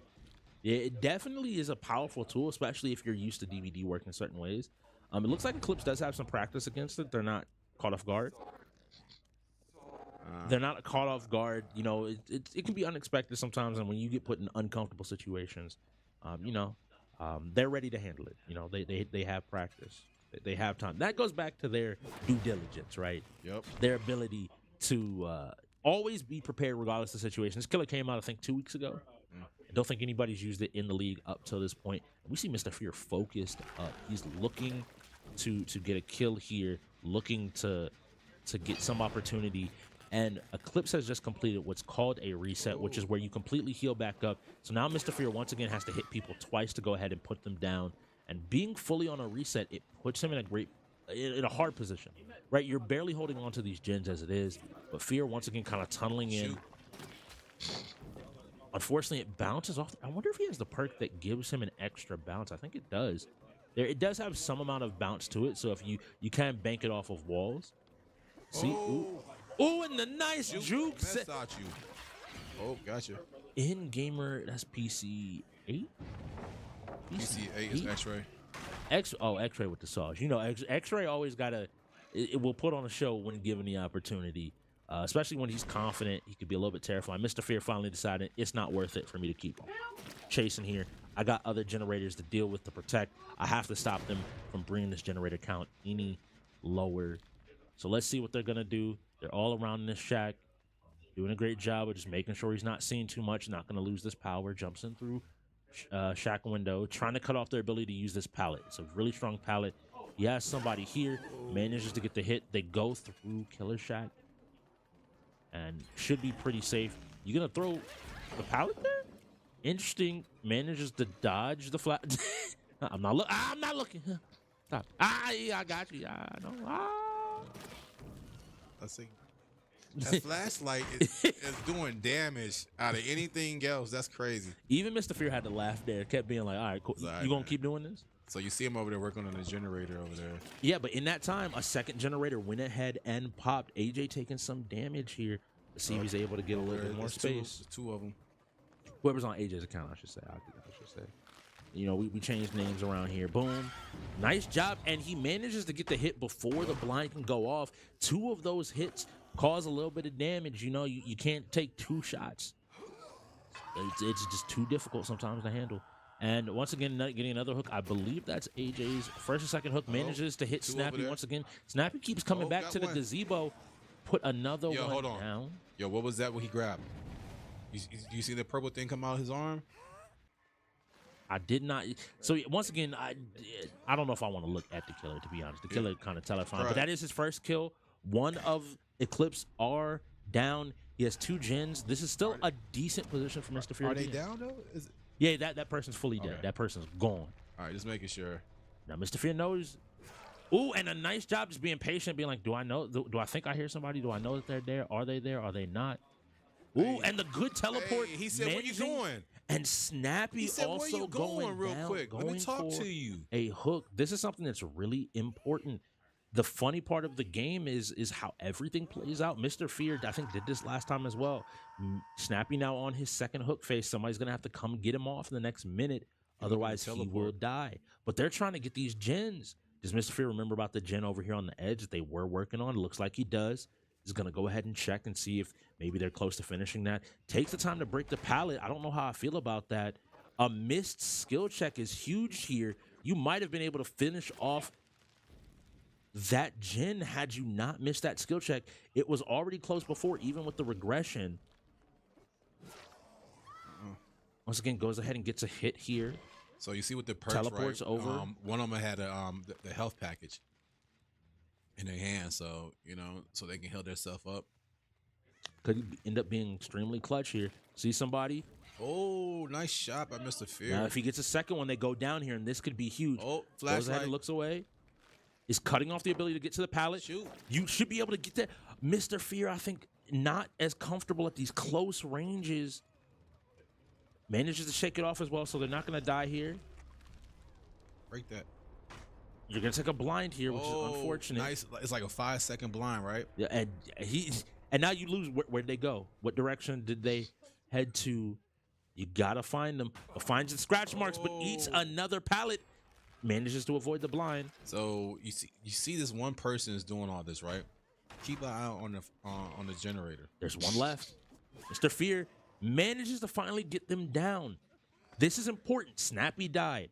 So the last person has to be finishing this last generator, and he chooses to slug it out. Doesn't want to risk it. Is just going to go find the other person. Now, my question is the person down? You know that generator's not being worked on. Now, what generator do you think this person is at? The far? If they're smart, they can play either from the far or the close. They've been working on this. I don't like this by Mr. Fear. He gives the opportunity to go ahead and possibly, ooh, can he make this hook? It's a good distance. This is a real good test to see how good of a killer people are. People can get tripped up, and AJ manages to wiggle off there, putting him back in play. I think the play there would have absolutely just leave AJ on the ground. He missed one that was right there when the hook, like he went to a farther hook though.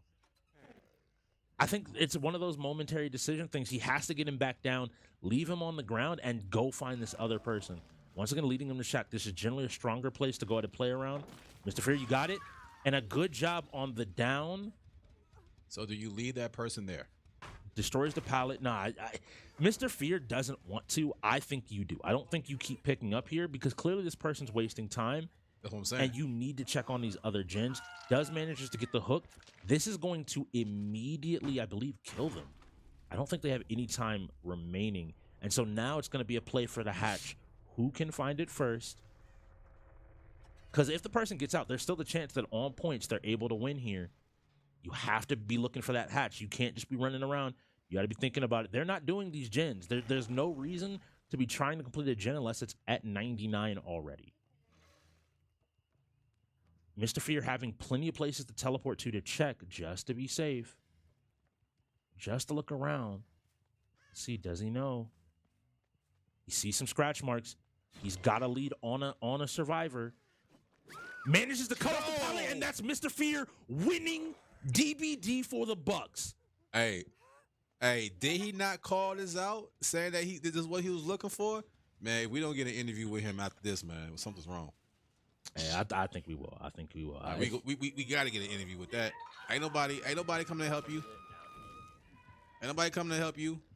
Mr. Fear, Mr. Fear, Mr. Fear. You love to see it. Clap up, Mr. Fear. Look at him. Mr. Fear was like, this is my game. Why you even give me the opportunity? Man. Hey, look. Okay. About to say. 100%. When you call out your game that, you know what I'm saying, like when I asked him earlier what game that he wanted to see, and he said, you know what I'm saying, this right here, he said he wanted as a killer.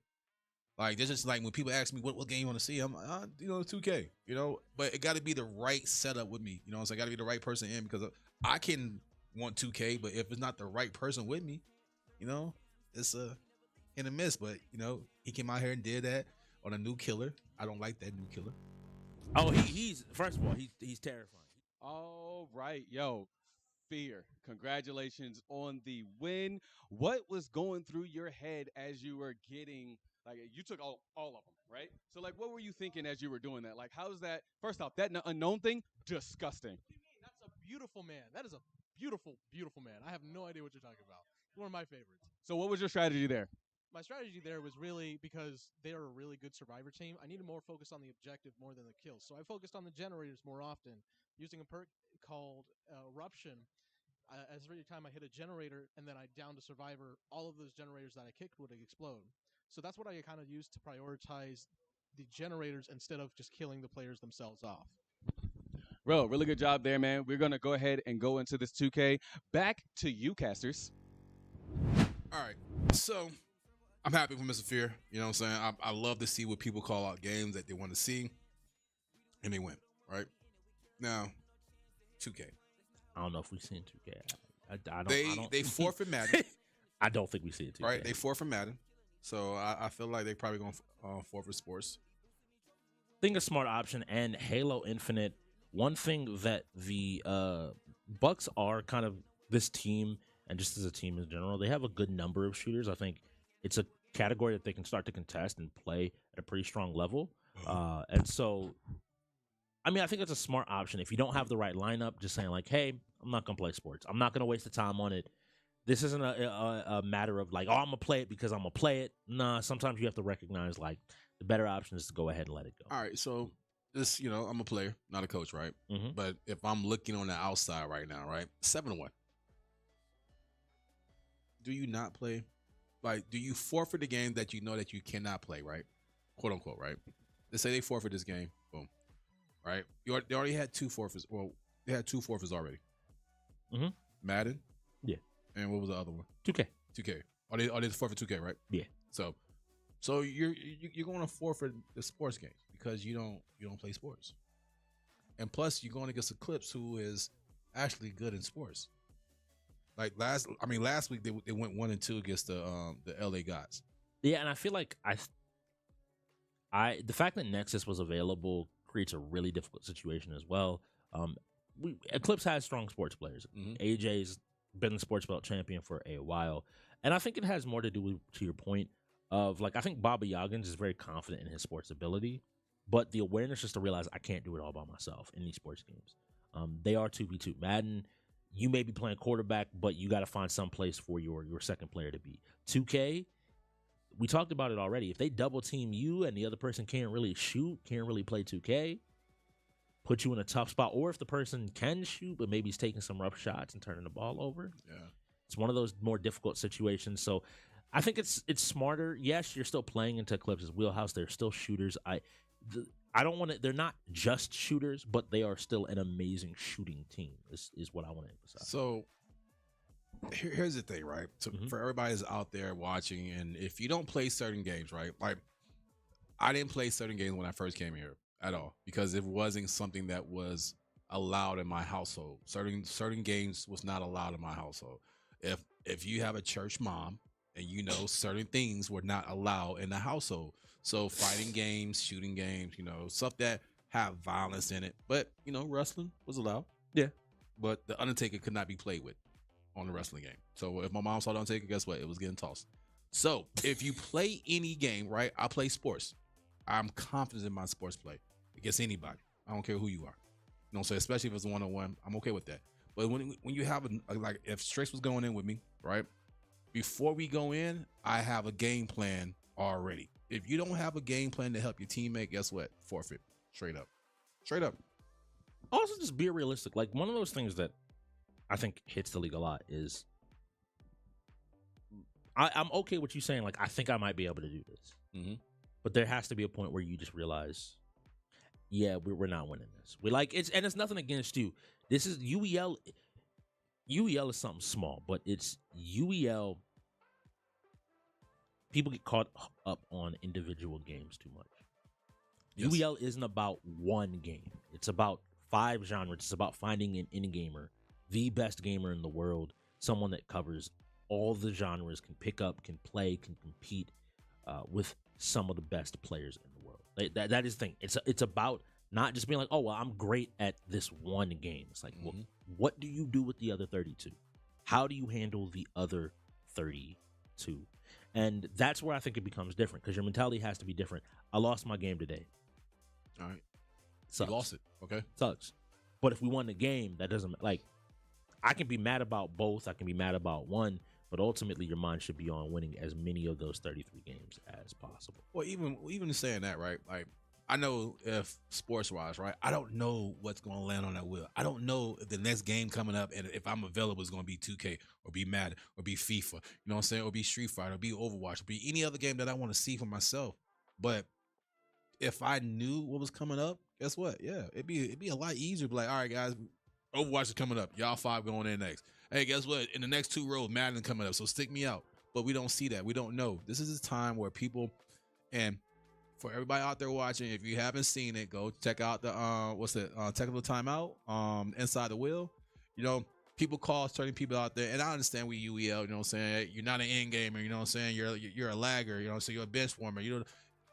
Listen, there's an opportunity to prove yourself wrong or prove yourself right. And I said it right. Prove yourself wrong, because guess what? If you want to tell somebody to come out, call them out on the wheel.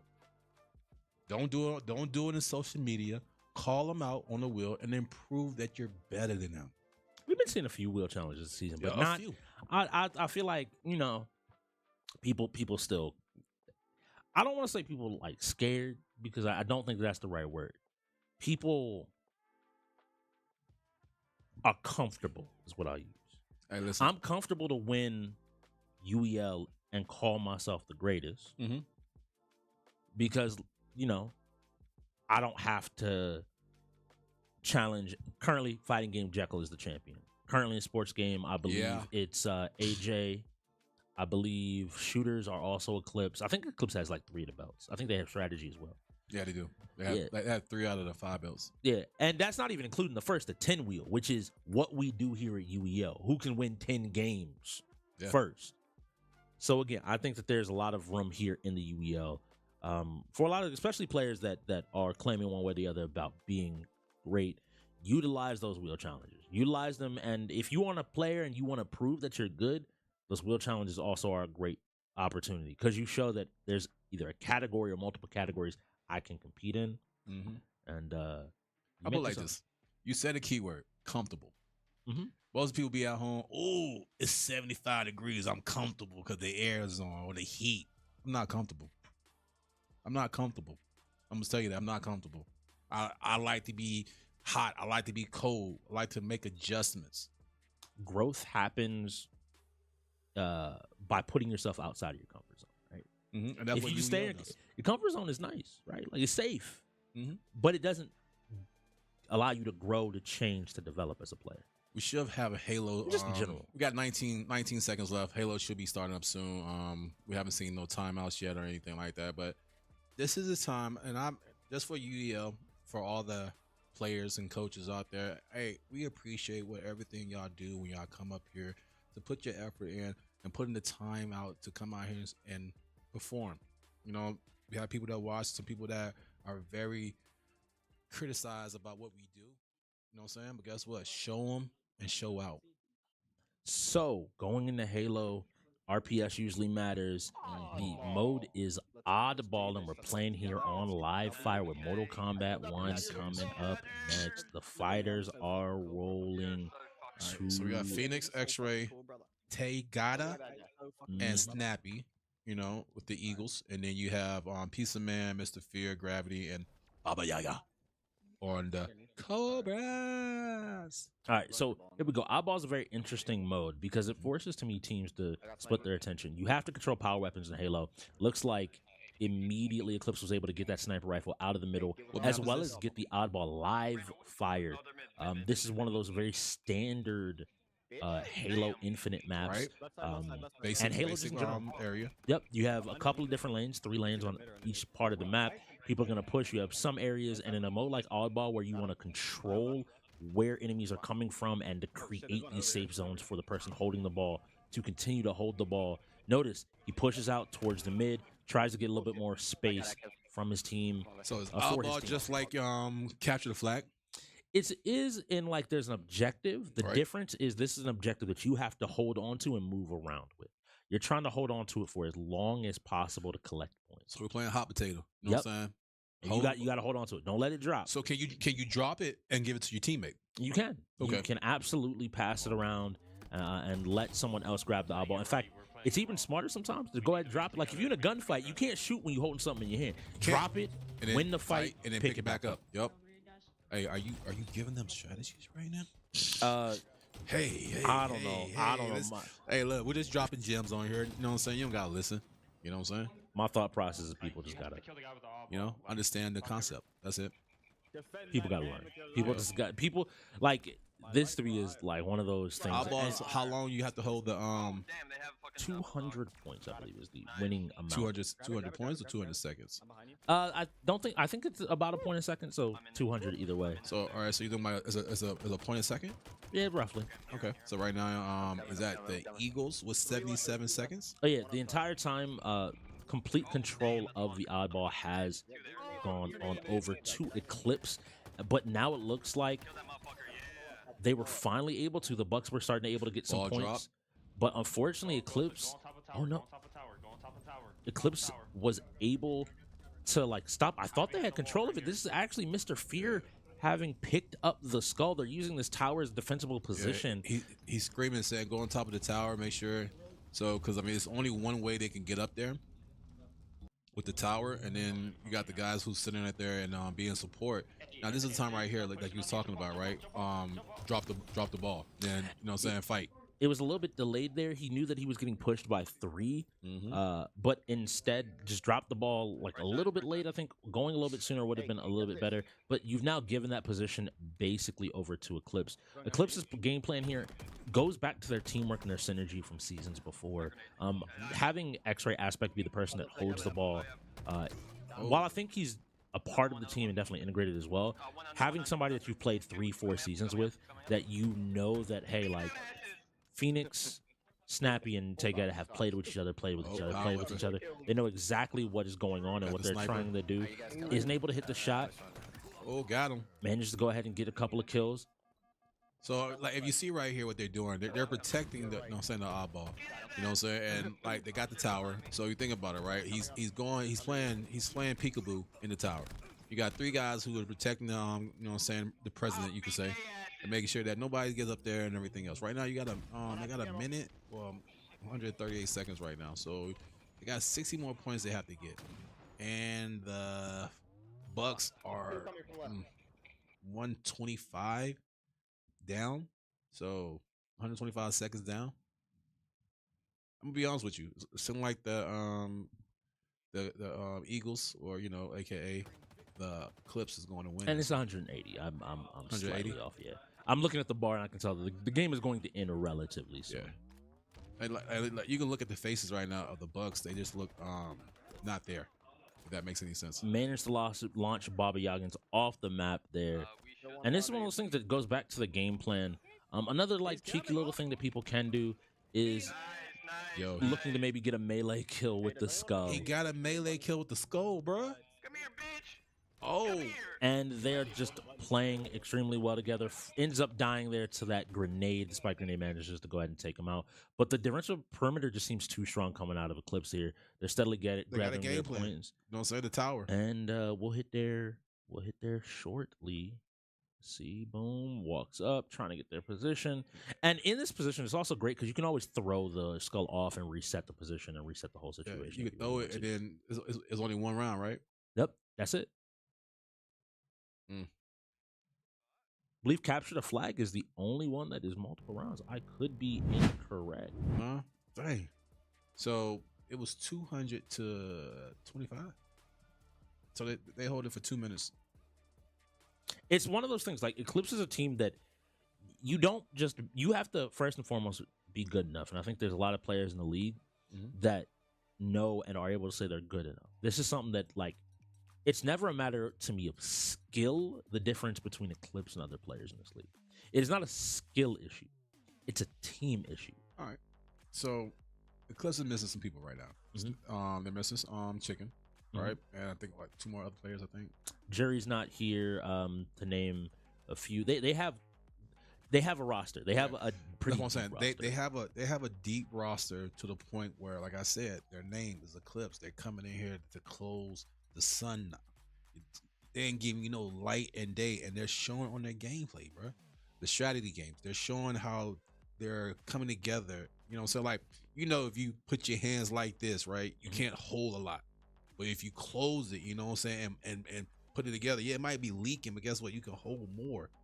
Right now, the Eclipse are just going through, bro, and just weaving through the lanes and just making people think about different ways of how to come at them. And right now, you can't, and I understand the Bucks don't have a whole lot of roster, you know what I'm saying? But you can't come out a 4-man roster against the Eclipse. And it's one of those things that, like, the Bucks are effectively having like a second kind of rebuild, fully in a rebuild season. They're trying to find their footing, find their identity as a team. And they have been looking better. I think that's something that I want to highlight over the course of the season. The team is immensely different than day one. But yeah, against Eclipse is the bar of coordination that I think most people should be looking for, wanting to achieve, and to be presenting. They always, to me, Eclipse rarely looks frazzled. They rarely look caught off guard. They're like, all right, cool, you did that. And here we go, getting into Mortal Kombat with player 1 being the Eclipse, player 2 being the Bucks. So that should make Baraka here on the left, AJ, and Smoke being Gravity. Let's see how this all ends up playing out. Nice job, some good jabs, good opportunities here. But ultimately, like, both of these characters end up having different strengths. I feel like Baraka has a very straightforward game plan. He gets in, deals a good amount of damage. Like, if he touches you, it's going to definitely hurt. I think this is definitely the influence of having who many consider the best Mortal Kombat player in the league, Chicken Tech, on your team to help get you oriented in a game like this. On the flip side, Smoke takes a little bit to get started, but once he does and he starts making you guess, it can be really difficult to deal with. Nice job jumping over the fatal blow. Doesn't end up connecting. Nice. Flip. It should be one more hit. Gravity should be able to take the win here. So would you say that AJ don't know the concept?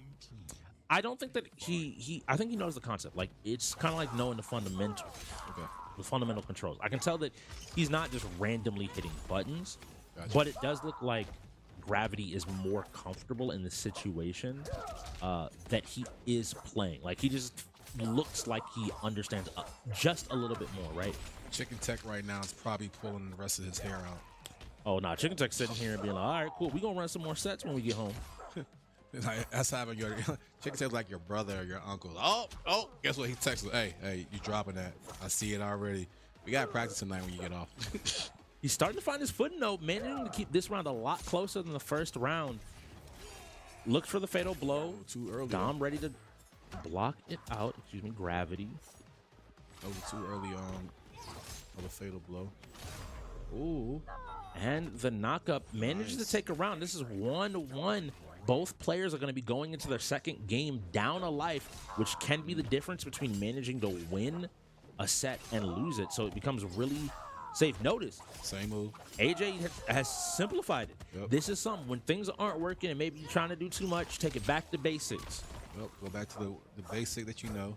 Basic combos, basic buttons. You know, you see him that he's going with the uppercut, and then after that, a nice little combo. See? Yep, and that's all he needs. He doesn't need to overcomplicate this. He's found something that works and is going to keep utilizing it to the best of his ability.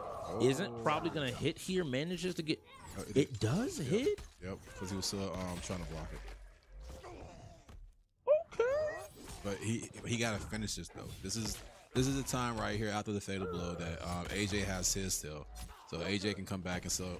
And the immediate jump. He should be able to get over this, though. But I'm saying... Does he have a combo to end the game? Got a little bit of damage. Isn't fully able to end the game. Next hit is going to win. Told you, what for the uppercut, boy. Came back and took it with a brutality. And it looks like, even though he had the first round, yo, AJ over Gravity, here looking like Paul Gasol in the face, man. Just smiling like he know that he's living life and that he's going to win. He managed to find his win. Like, that is one of those things that for fighting game players or for people learning fighting game, just have a game plan and execute. You ain't got to do every single thing. You don't got to be perfect, but a great job there. Finding, like, to me, everybody's out there like, he just did one thing. I'm like, he figured out what worked and did it. He switched it up. X-Ray was in his ear. X-Ray helped him out. X-Ray probably told him, hey, stick to the basic, bro. Yeah, he's like, just keep doing that. If he's not gonna block it, don't. I mean, that's what you have to do too. Just stick to the basic. Because most people out here don't know the buttons or know anything like that. So right here is the time that he's putting his he's checking his stuff right now. You already know, Mr. Fear today has come in, done his best to compete in these fighting games. Has managed to put on some great performances. But here in Mortal Kombat, playing the Reiko, he's going to go ahead and get his buttons set up.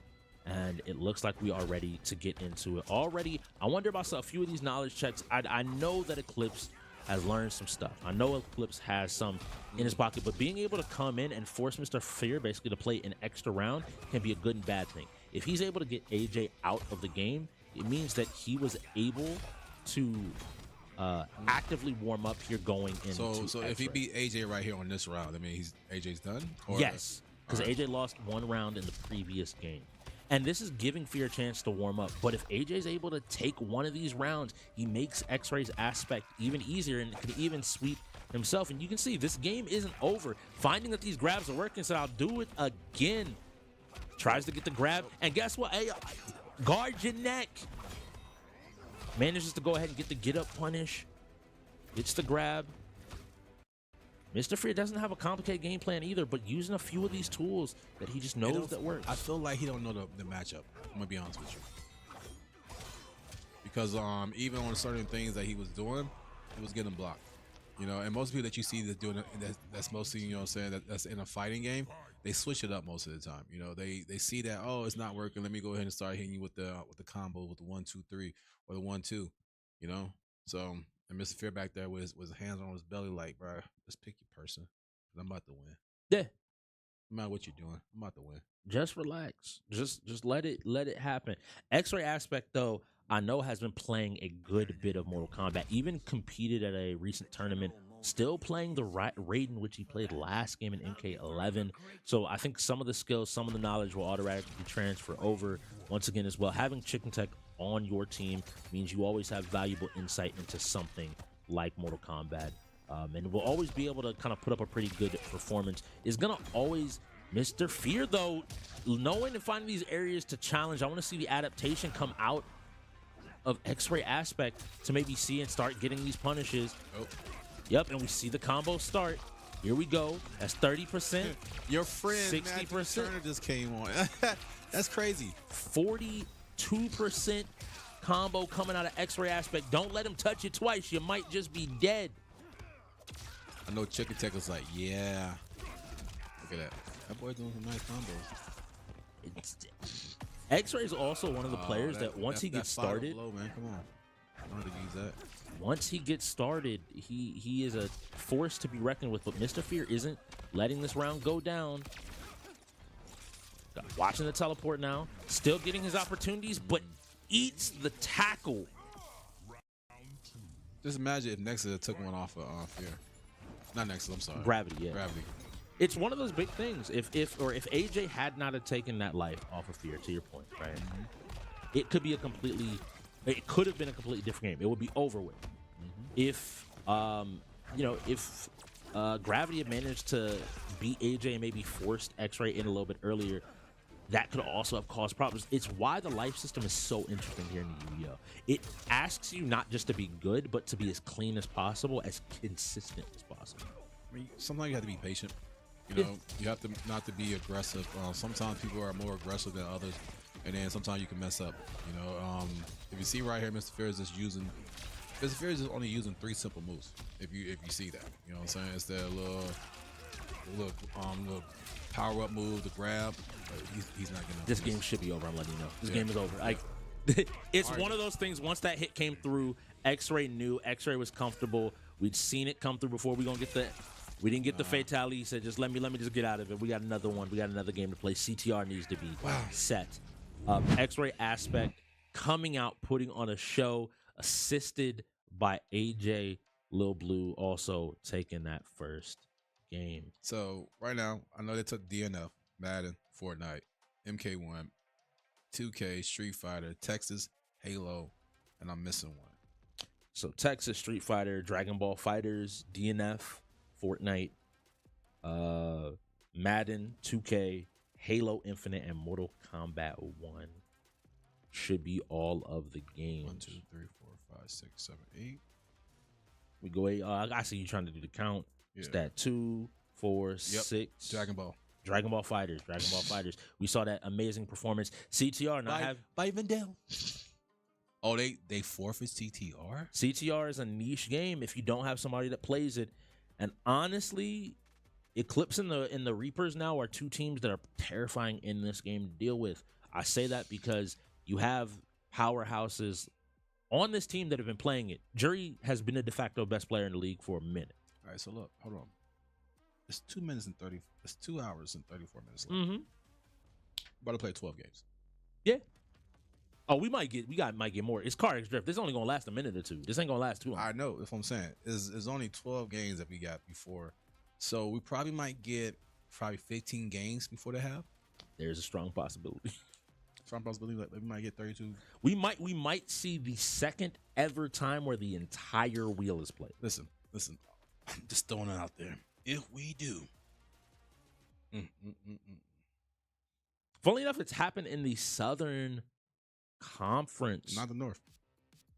Well, the North, I think, is a bitter conference. It's definitely. I don't mean bitter in a negative way, but like it's bitter cold. You know, like it's just harsh. You have to be on your P's and Q's, and if you let up for a second, every other team around you is ready to take your spot and to fight you tooth and nail. Whereas Eclipse, everybody kind of knows in the South they're the strongest, right? We know that they're the strongest. And then there's other teams that are all trying to compete underneath that. And they're doing well. I don't want to. This is one of those things that Eclipse has also improved. The story of Eclipse is interesting to me because they win 4 times. They come in the 5th time after they lose that 5th championship to the Reapers. The statement was, okay, look, we didn't take it as seriously as we should have, which is fair. Like, you haven't been challenged up to this point. Maybe you relax a little bit. Last year, the Reapers managed to do it again. They go out, get some new pieces. This is an Eclipse that I see as locked in and saying, all right, now we need to prove the point. Y'all have gotten comfortable. Y'all don't understand what it means to actually be a champion. Well, I put it like this, right? If you look at the clips right now, right? If you look at the players, right? Let's look how AJ look at this picture. Do he look like he's worried? He look like a young Jock Harlow. I'm being real with you. Look at Tagada. Do you look? He's smiling. He happy. Look at Snappy. You know what I'm saying? With the Troy Polamalu hair. You know what I'm saying? Look at Spicy. Spicy look like, you know what I'm saying? He just came in to transfer. You know, Phoenix is out there like, man, I just woke up. I gotta go play video games. I do this. X-Ray, he's smiling. Nexus smiling. Like, look at them. They look happy. Well, for a team now that they are the one team in the league. 2, you include the Reapers, that not making finals is a statement. Them not being in the finals. It is, as much as we talk about this, and I want this to be understood, Eclipse, they are expected to be in Michigan on that road. That, like I said, they were walking there already. It is expected that they will be one of the teams. I'm gonna be honest with you. If you say UEL to anybody who's been watching UEL since day one, right? Eclipse. Yep. And then if you have been watching for the last 4 seasons, they're gonna say Reapers. Reapers and the Eclipse right now are the favorites. You know what I'm saying? If they had did a poll in the beginning, you know what I'm saying? If we had placed some money, like I got 200 on the Eclipse. You know, they're gonna make the finals, right? Guess what? Some people would have put their money on the Eclipse. Some people would put their money on their own team. But right now, Eclipse and the Reapers are here. No matter what you look at it, North-South Conference, you got to beat one of them. If you don't beat them, then somebody else is ready to step up to take their spot. LA guys with their they used to be the Trolls, right? They're coming in and, you know what I'm saying, the hot new items and everything else, their podcasts and stuff like that. They're making people know, like, look, we're here. No matter what, when we changed our name, we added people. We're making a statement. The Ravens did what they did. You know what I'm saying? Make some trades. They got stars. You know what I'm saying? The first trade. Then they got my boy Vake. You know, they're building stuff. You know, now we're on this car drive. And we are on Castle Road. This is the classic map. It's Big A. We are going to be going down. We start off on this hill, coming around past the church. The big thing, Tekken 8, like we said, the fighters are rolling today. Crazy. So we got Piece of Man and Gravity and on the Bucks, and then we got Nexus and Snappy. Somebody just messed the whole car up, hitting the pole. Pizza Man, I think, trying to figure his way out. This is one of those difficult games because you are expected basically to spin out, to skid out. It's not an easy game to control your car. Compared to every other game, even something like F1, the nuance of this game to play it competitively is up there. Yeah. And so now we see him. He's finally getting his feet under him. But we see Snappy. He in the tunnel. My man just, all right, cool. Swap to the other side. We're going left now. To the left, to the left. Okay, Piece of Man, I mean, I know he's not able to drive, but, you know, this is, you know, most of us people know how to drive. Like, if he beats everybody in this right here, how do you feel that a person with no license just beat you? As long as it's not a realistic racing game, I'm okay with it. Okay. That's one of them rules I have. Like, if you beat me, right, if you know the Tonka trucks, if you beat me in Tonka trucks, cool. You do but that. If he beat you in F1, I'm gonna look at him. I'm gonna be like, all right, cool. Forza, he beat you. What you gonna say? There's an excuse, to be very honest with you. Okay. But I think also Pizza Man is incredibly talented. Like, he's already proven that being in the league for a while, having the ability to play with experienced and like top tier players, Qwerty being an example. Yo, this is nice right here. I think he has a lot of the right mentality and the ability there. Once again, I think Pizza Man is a player that will continue to develop and to get better. Who car is it? We not watching Snappy. Snappy with the 5 times multiplier drifting. I want to see, hey, yo, hit the mega backwards at the end. Go for the mega backwards. Is that Snappy? Yes, this is Snappy. Snappy about to hit the finish line. Finished up with a nice 16K. AJ looks like he got a. Oh no, that was Snappy on AJ's account. We have Gravity coming down the hill. Let's see if he's able to. Trying to find the reset button. Is able to get turned around. Now just on the grass. It's gonna be a little bit difficult. He's playing in the grass right now. We see the handshake coming out. The Eclipse players once again do this. Time is over. Doesn't look like either one of the Bucks players managed to finish. That's gonna be DQ, which automatically goes ahead and gives that win over to Eclipse. Great performances from both of them. Car actually drove to them. Great performances from both of them. And that's what I say, Tekken is a 3v3. It's no longer a 5v5. Normally, this would be very much the end of the half. Playing into 5 people is normally long, but especially depending on who's available, who's going in here. Well, I think Fear has been in almost for every fighting game besides DNF. Yes. Right? And then, so right now we got Tekken 8, right? Yeah. So most likely, X-Ray, Phoenix, and probably Segata. I can see that. I wonder if they want to show off maybe Nexus's ability. He did just play, but Nexus's ability to maybe play. He's been picking up these fighters. We've seen his Paul in Tekken 7. Paul is still a solid character in this game. I feel like I said, like this Nexus was just in, right? Last game. Yeah, but they got to reset off. Got to reset. So I believe he's available. At least looking.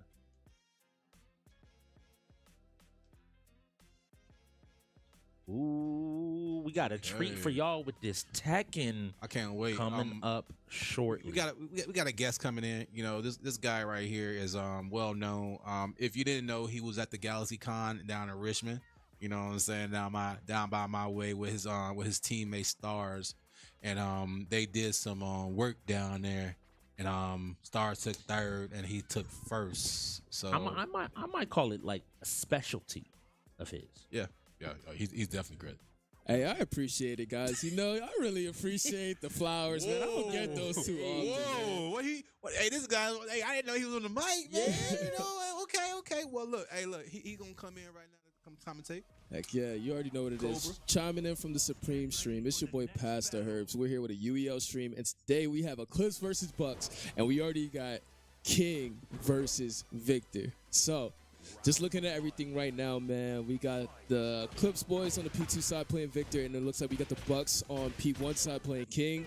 Nice. Was able to stop it, but no punish there. All right. Trying to get away with a back Jaguar step. All right. Little combo right there. Nice. What's he going to do? Oh, my gosh. He's dropping it. All right.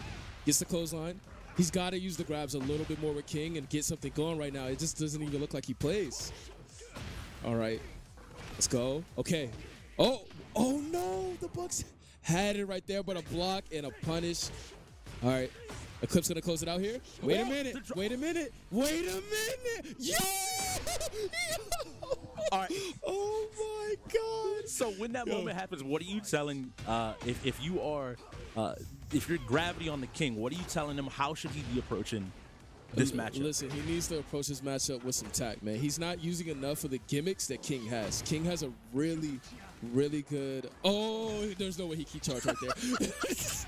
This is crazy.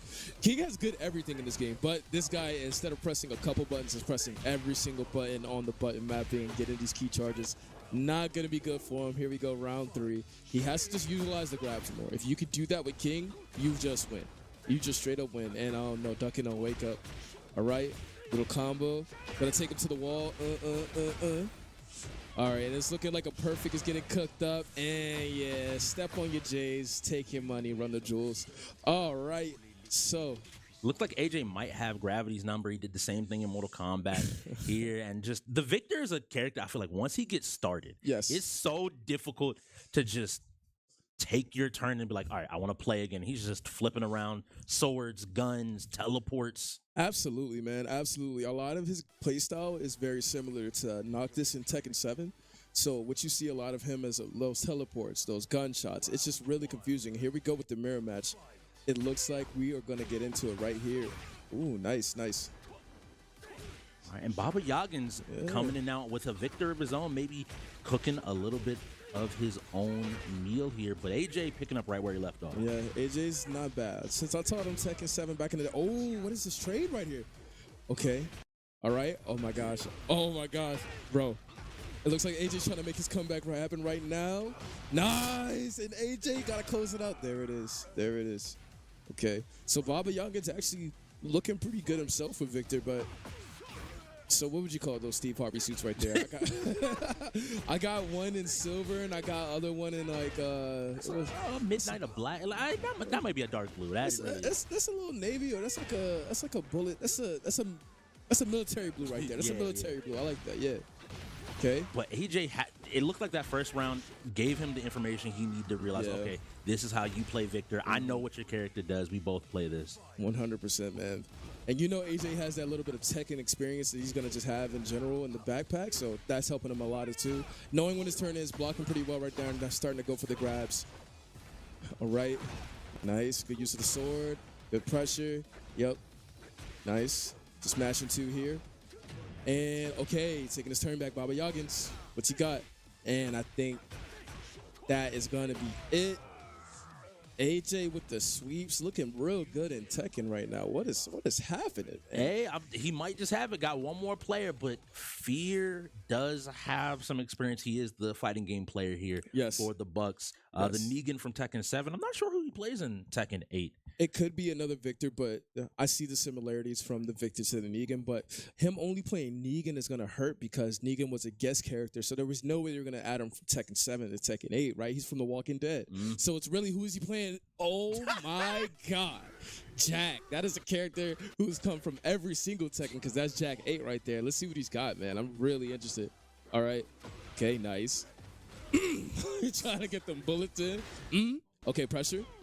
He's got to take advantage of that pressure. When Jack kicks you like that and you block it, you have to really respect it. So he could have taken his turn back again, but ooh, oh no. Yeah, he said, I'm the only one rocking the suits here, man. I got the big jackets, all right? Oh no, what is Fear doing? He's getting resplat again. All right, he's got to do something. Oh man, yo. AJ looking pretty nice right there. Okay, the duck, but no combo. And the parry coming out of AJ. AJ's, I think, feeling it right now. Yeah. I think he's found his momentum. And this oh my! Oh, here it is! Oh, he doesn't know how to block grabs. Yep, he doesn't know how to break grabs. Oh, there it is. Okay. Yes. There you go, Fear. If it ain't broke, don't fix it. Oh yeah, don't block that. That's unblockable, buddy. All right, he's got to be careful here. Okay, he's got to be careful here. Nice. Fear taking around. AJ loses his first life. Okay, the pressure, the armor. Yes. Use those gimmicks. Use your character's gimmicks. I tell everybody, use your character's gimmicks. I hear a grab for his own. Okay, nice. There you go. Take your turn right back. Okay. Don't duck. Ooh. Oh my gosh. This is it. You gotta. Why would you do that, Fear? No. They're not matched. Wait a minute. He's a Pokemon. Wait a minute. And there it is. He takes the round. Okay. All right. And something for people at home that don't know, Tekken 8 is a game that rewards aggression. Yes. Compared to Tekken 7, especially. Like, you being the person that is causing the action will always be to your benefit. Yes, absolutely. This game has chip damage now, which was a big thing that Tekken never really ever had. And now in this game, this just makes it a lot more difficult to be the person defending. But here we go. What the drop combo by Fear. It's going to cost him everything. Let's see. Nice heat. Come here. Yeah, and that's the round. 2-2. Throw him into the hot dog stands, man. He said, take a glizzy, man. Take a glizzy. All right. Okay, nice. The double uppercut after the whiff and a nice drop combo from Fear. AJ's not going to drop it. All right, he's going to finish it. Okay, good stuff. Good sword, nice block. Go for a grab. Somebody go for a grab. Oh, no, he's just launching you. Somebody got to grab something. Okay, don't finish that. All right, no counter hit. Okay, nice, good grab. Hold on. All right. Here comes the pressure. Don't whiff. You got to be careful. Oh, my God. Yo, this game. Oh, my God. Use your heat. Fear with the pressure. No sweep. Get him out of here. AJ. Get him out of here. Big guns, all right? Big gun Jack. Only one more still, right? One life left, though, on Fear with 6 more of Eclipse's lives to try to go through here. Man, oh man, oh man. I know he can do it. He's gonna have to dig deep for sure. He's gonna have to dig deep. And you can see right there in the background the way X-Ray is coaching. He's letting him know. It's like, hey, if you're gonna pick Dragon, this is a good character. You can use a lot of scummy stuff with drag. Look at my man's crawling. Imagine being in New York City, Times Square, and you see a Russian spy just crawling on the ground, bro. That's crazy. Immediately, I'm backing down. And we didn't see a character swap. I think Fear, some players in the UEL have a few characters that they play, but Fear he always finds his character. Oh yeah. Oh, but he is not finding these combos, bro. That is like the 3rd drop I've seen on that same one. All right. Yeah, he's got to find his pacing here. He's got to find his cadence. Oh, nice break right there. Okay, good. Getting in the heat. All right. Oh, my God. Hey, big guns. He's got to finish him off, though. LT tackle. He threw a trade. Trucked them. All right. Big trucks. Oh, they both trying to grab each other, but drag wins. Okay. Nice. Okay, breaks it. Oh, my goodness. Okay. Okay, there it is. Good heat engage. Nice grab. Hey, get over here, man. Ooh, try to grab him again. There's the big guns. Nice block. Okay, elbows. Okay, you cannot duck there. Gotta punish that. What's gonna happen? Nice. And a nice trade goes in Fear's favor. Okay. Fear doing it. Oh, nice break. Okay. Oh, no break on the grab. Get him out of here. Okay, both of them trying to size each other up. Nice break. He's got to use the seat engage. Okay, oh, no punish on that move. There it is. I was going to say Fear's relying on these grabs, but they're working, so. Yeah. Okay. Punish that. What is he doing?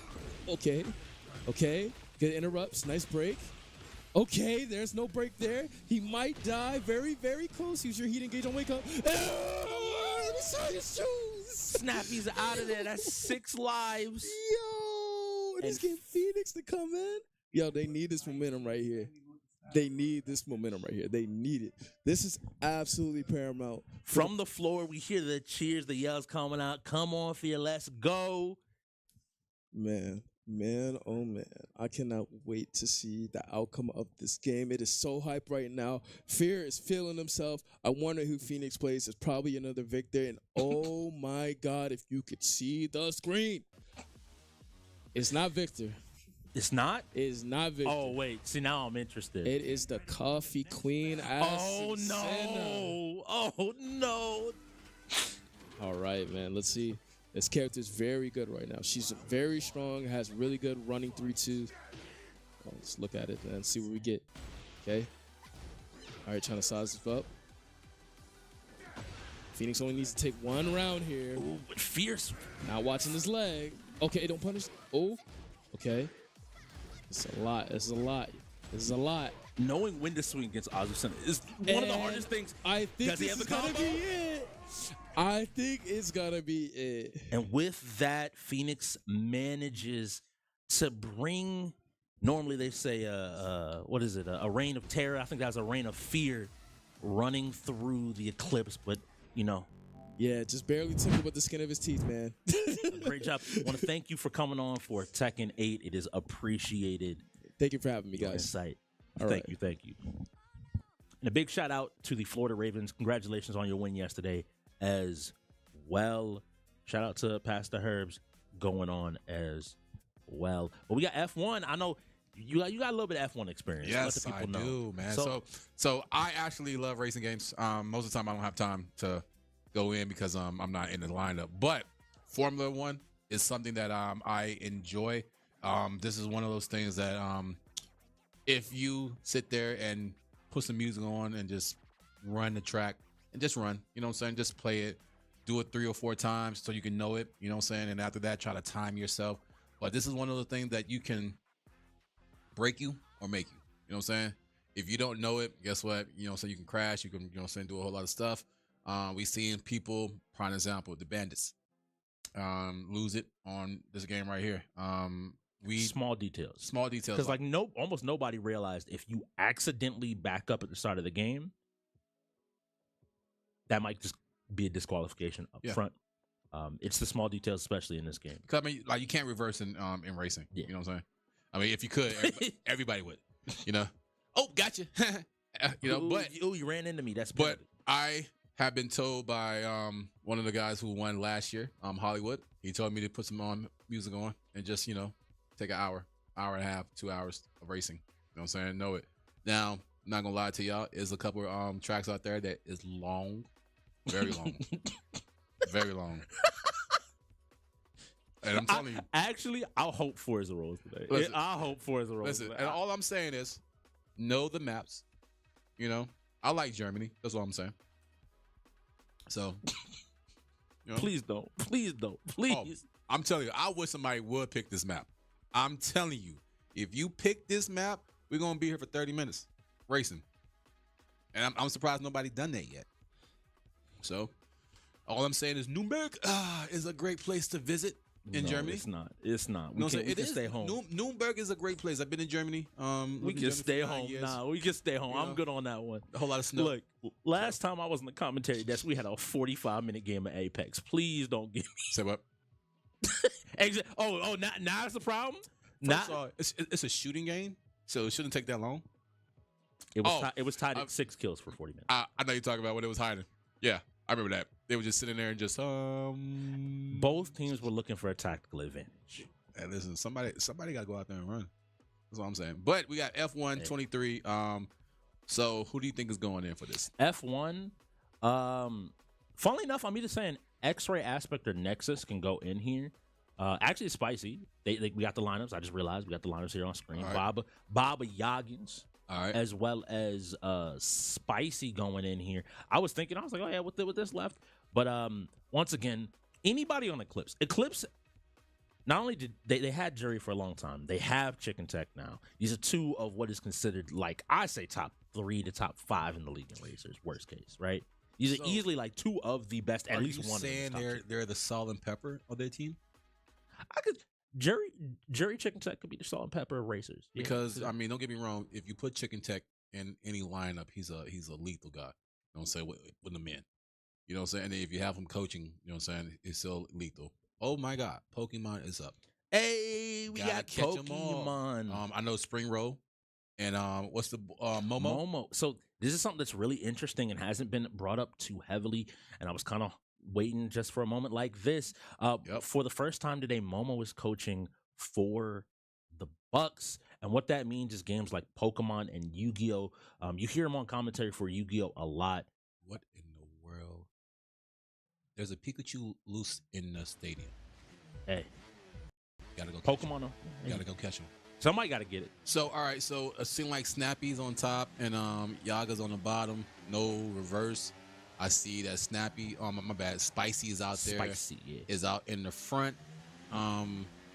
So right now, right, because I like to race. I want to be at the top. Yeah. What are you telling your guy right now who's in the lead?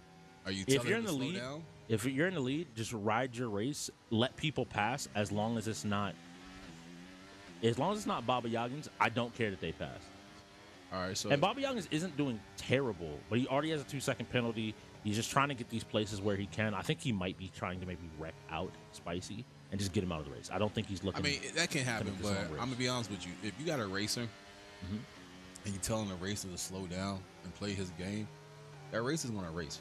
You know what I'm saying? Or like, if like I play Madden, I don't want to sit on the ball. I want to score. I want to beat the opponent badly. I want to beat the opponent right here. But also, if we're on the UEL way and the team way, we have to play the game. That's the coach in me. The coach in me will come out and I immediately tell the person at first, I'm like, look, I get you want to finish first in this race. I know you can finish first in this race. You've done it in practice. I'm not that worried about it. If it's the difference between you wrecking out and potentially losing and you dropping all the way to 8th, drop all the way to 8th and just make sure you go ahead and win that game. We see a white turd in there coming out of Spicy, but still maintaining the 2nd position. He looked like he's good 10 seconds behind right now. It says 17. Okay, so yeah, he's good 17 seconds. And again, that is huge. But again, this AI is ruthless. You give them he just hit him one opportunity, and don't forget the 2-second penalty as well. By the way, from earlier in here. But you got these bosses over here who is you know what I'm saying, is doing stuff to you, making sure. So right then and there, that inside turn that he's doing right there, he took it, but he didn't tail whip it out. So you gotta realize when like he's going on the outside, that's too far. You know, now he's coming back on the inside. Like stay on the inside, ride the outside, and come back on the outside and ride the inside. And it definitely is to that point. Like the lines are what a lot of people in races will always like cover. Like this is how you should be going from turn to turn, where you should be on the track to get the optimal time. You can see right here that like some of you guys might know, like you know what I'm saying, Yaga might know how to play, right? Yeah. But if you look at Spicy at the top, if I was playing this at home, right, you could see like the little lines will pop up. Spicy is taking the lines, so it look like Spicy, and then he looks back just to see where everybody was. Spicy knows what he's doing. Spicy plays this game. He knows his lines for where he's supposed to be at, and you can tell. I can tell you all the way from last season. There were interviews with, I remember Jerry specifically, and he was talking like, hey, like I'm moving into more of a coaching role.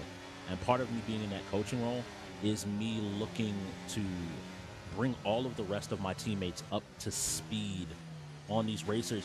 But hey, Baba Yaggins has found his way directly behind Spicy. Spicy isn't out of the woods just yet.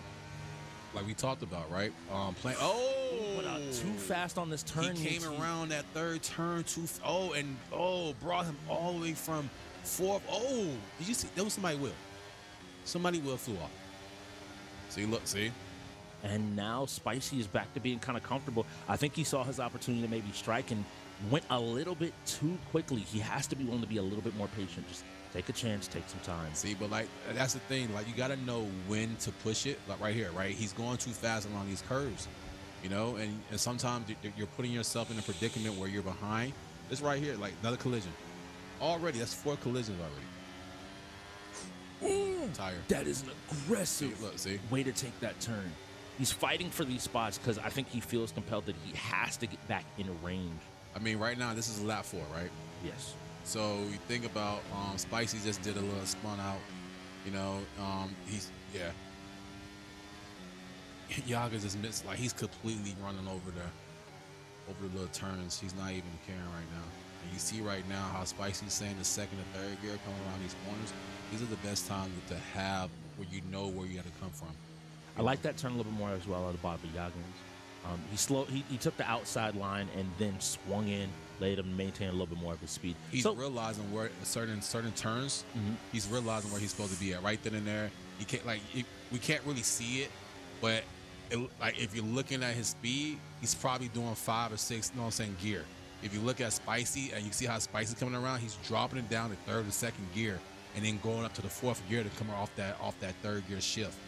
So if Yaga can do that right here on his turns, boom, boom, boom. Now kick it up, you know what I'm saying? Shift gear, boom, boom, boom. And then ride that. It should be straight, but he's not doing that. Spicy's doing, if you look at the turn, right? Downshift, coming up. Just watch the turn for Spicy. This might be it. Yep, and that's it. Yep. That's the race. He was having to push it to try to catch up. Unfortunately, wasn't able to. Ultimately took that last turn just wide enough that finally he came in contact with the wall. I want to highlight, remember, Bobby Yaggins being a GM, obviously, for the Bucks, but as well a rookie in his own right.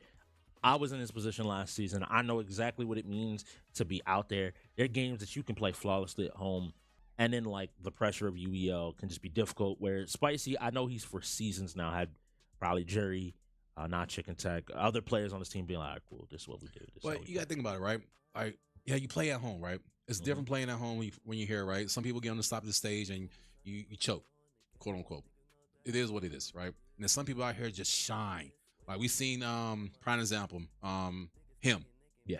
Him has went crazy in Street Fighter. Just going crazy, knocking people out. 1 round, 2 rounds, knocking out. He just swept, and then when they had a miss up, he did it again. So nobody was expecting that. So when you're out here, play your game. Like, I mean, you got to put some headset on with some music on. Go ahead. Nothing's going to happen. You know what I'm saying? It's different when you're on a PC and you got to play games and do call outs, right? Now it's time to, cause like, think about it, right? Most people don't play Pokemon.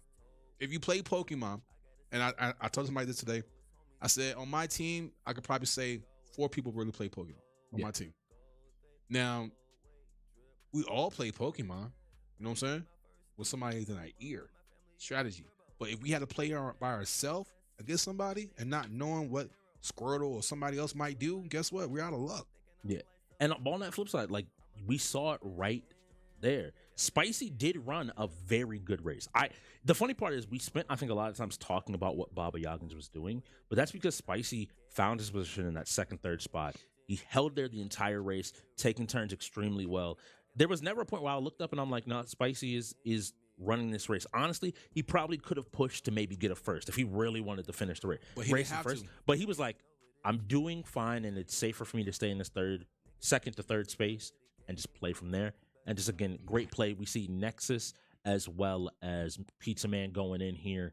And we are looking at Pizza Man on the Bucks POV. They're running in Ogerpon, Heartflame, Rillaboom, Charse, Scarf, Urshifu, Fluttermane, and Cinnamoroar, and Farigiraf into need for speed. How many games I tell you we're gonna have by half? 15. Let's go. This number 15 right here. Right? Mm-hmm. Number 15 right here, right? Yeah. Mm-hmm. Yeah. And then we got Need for Speed next. After the half, probably. Yes. All right. So I'm interested to see how they're going to play. There's a few different ways that they can play this team coming out of here from the Bucks, whose POV we will be watching. And we've seen Eclipse run this team a few times as well. So I'm interested to see who's going to play. So right now, if we had Zack Attack would be telling us everything about Pokemon. Mm-hmm. So I'm just going to tell y'all what I know about Pokemon. Yeah. I know who Ash is. Cool. I know who Pikachu is. Okay. That's all. That's it. No, like that's I think a lot of people's plays. Competitive Pokemon is so different. So both teams running Incineroar. What Incineroar does when it comes in is it intimidates people, it lowers your attack stat. But that the crab over there on the side, Metagross, has clear body, which means it doesn't get intimidated. You can't intimidate a crab. You ever try to intimidate a crab? It's crazy. They're gonna fight back. Yeah, no, straight up. And then you have Fluttermane. This is like the most played Pokemon currently in the newest generation. Because of the setup, right? That he has. It's just an incredibly strong attacker. Yeah. It can blow so many things out of the water and can be quick while doing. And you can see right here, right? It's a ghost type. You know what I'm saying? Fairy. You know what I'm saying? Effective, super effective. Have like I know a couple of these Pokemon has different type of effectiveness. You know what I'm saying? Some are mostly, you know what I'm saying? You see right there, normal, psychic, and everything else right there. If you have your setup and you know what you're going against a team already, you know what I'm saying? You can go against that. Like right there, you see him taking one out already. It's interesting that just chooses to swap the Incineroar straight up out, protecting with the Fluttermane, looking to see what's going to happen here, not necessarily wanting to do something super crazy. Using Fake Out. So Fake Out is something you can only use on turn one. A smart call with the Armor Tail. It can't be flinched. And essentially calling out both attacks. Immediately, I'm looking at Momo making some good decisions. I'm assuming he's coaching Pizza Man here. Mm-hmm. Immediately recognizing the situation and showing exactly why they brought him in as a coach today. Yep, and you see already he's making moves already. He's making stuff that, hey, no, we need to switch out. We need to do certain things. So, all right, and now that he's in, what are we doing here?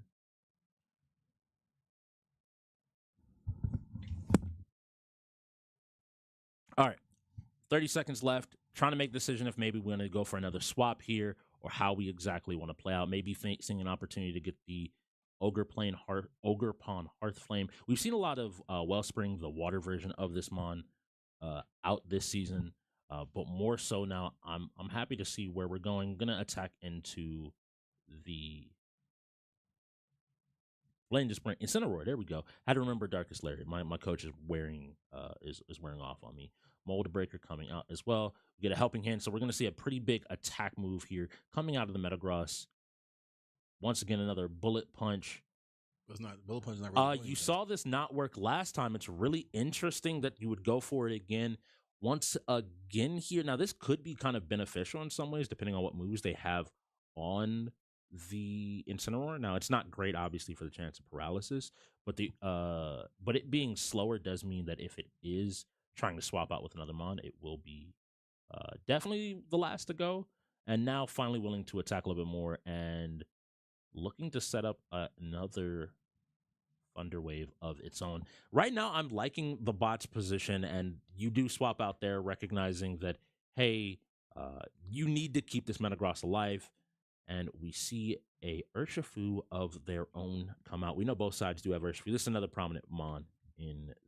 So they took out two because the other one was paralyzed and the other one was about to get attacked of some other stuff. So they made the switch with some grass Pokemons. Yeah. And the reason why you bring Urshifu in there, expecting the Ivy Cudgel, which is a fire attack, to go into that slot, you mean that the Urshifu, which is a water type, takes reduced damage, but now it's paralyzed, which puts it in a difficult position. I want to now look at what the Bucks are looking at. Now, they already know that I'm assuming the Rillaboom has Fake Out as well.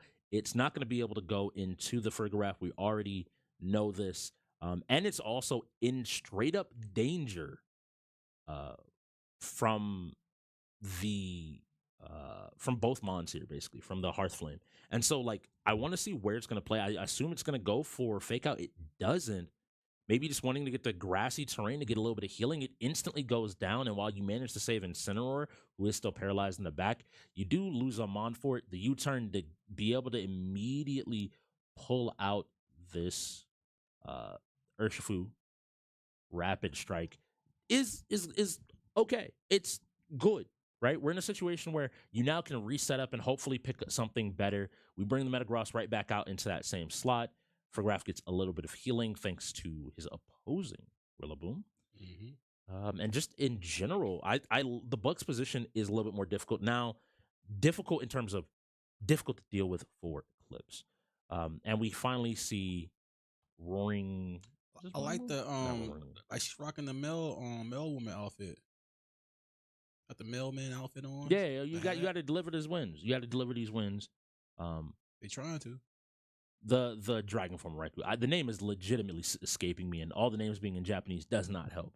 I thought you knew it, man. Come on. I know most of these. So we got Momo and Spring Road coaching. Yeah. And then we got X-Ray coaching with Nexus. This is one of those things that if I was looking for angles to get back into the game, right? If I'm going to go from Eclipse has to get rid of that Farigiraf. Mm-hmm. Look to set up a Calm Mind because it's protecting. It's also restoring health. So that's we just talked about it. Farigiraf living on 3 HP manages to get the berry off as well.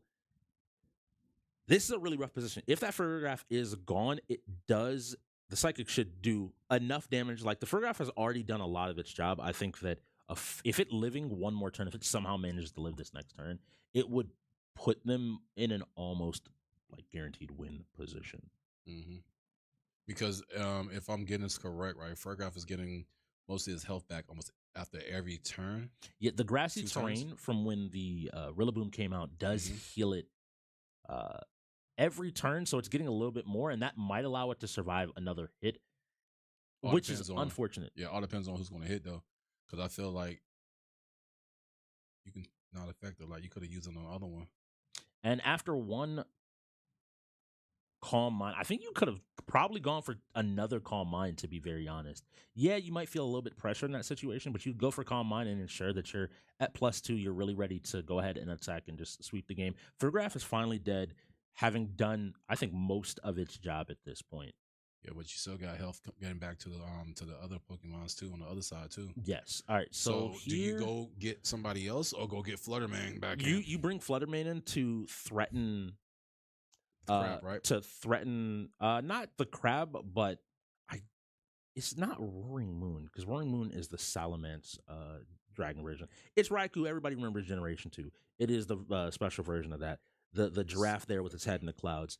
But you force here a protect situation, and you may force a Terra if they want to go ahead and keep this alive. They need it, because with one Calm Mind, if you can manage to get set up, you could probably still have a chance in this game. But now you have to worry about the Fluttermane this entire game. If you can kill this Fluttermane, you're in a pretty good position, trading out the Ogerpon Hearthflame, and the game is back to being evened up.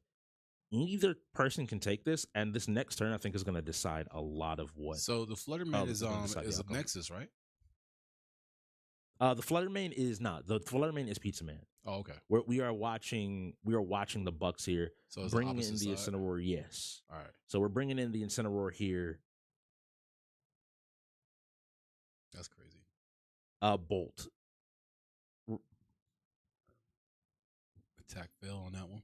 Yeah. So the bringing your Incineroar back in lowers the normal attack, which means like these physical moves won't be dealing as much damage, but they're not as worried. Now I want to see what Eclipse picks here. What do? You know this Fluttermane is just going to Moonblast into you almost certainly again. You know that pretty much is the option that's going to be coming out here. So who and how are you going to deal with this problem? And the option is just to go ahead, give up the Calm Mind, give up the +1, and swap out to hopefully get a better opportunity or a better fight here, bringing out the Urshifu. Nice fake out the first turn something comes in. It makes it flinch. And they were hoping to pick up the kill here. Mm-hmm. But unfortunately, they got the kill. Or fortunately, choosing to trade out the Urshifu instead of losing probably what is their win conditioning in Raging Bolt. This game still is on either side, but it is going to be determined. But basically, in my mind, between who goes down first, that Fluttermane or Raging Bolt. If Raging Bolt goes down first, I don't know if there's enough steam left in the tank from Eclipse to be able to take this game. It's possible, but do that knockout. Knockout is super effective. Yeah, either one. It depends what he wants to attack here. And it looks like he's going to try to get rid of.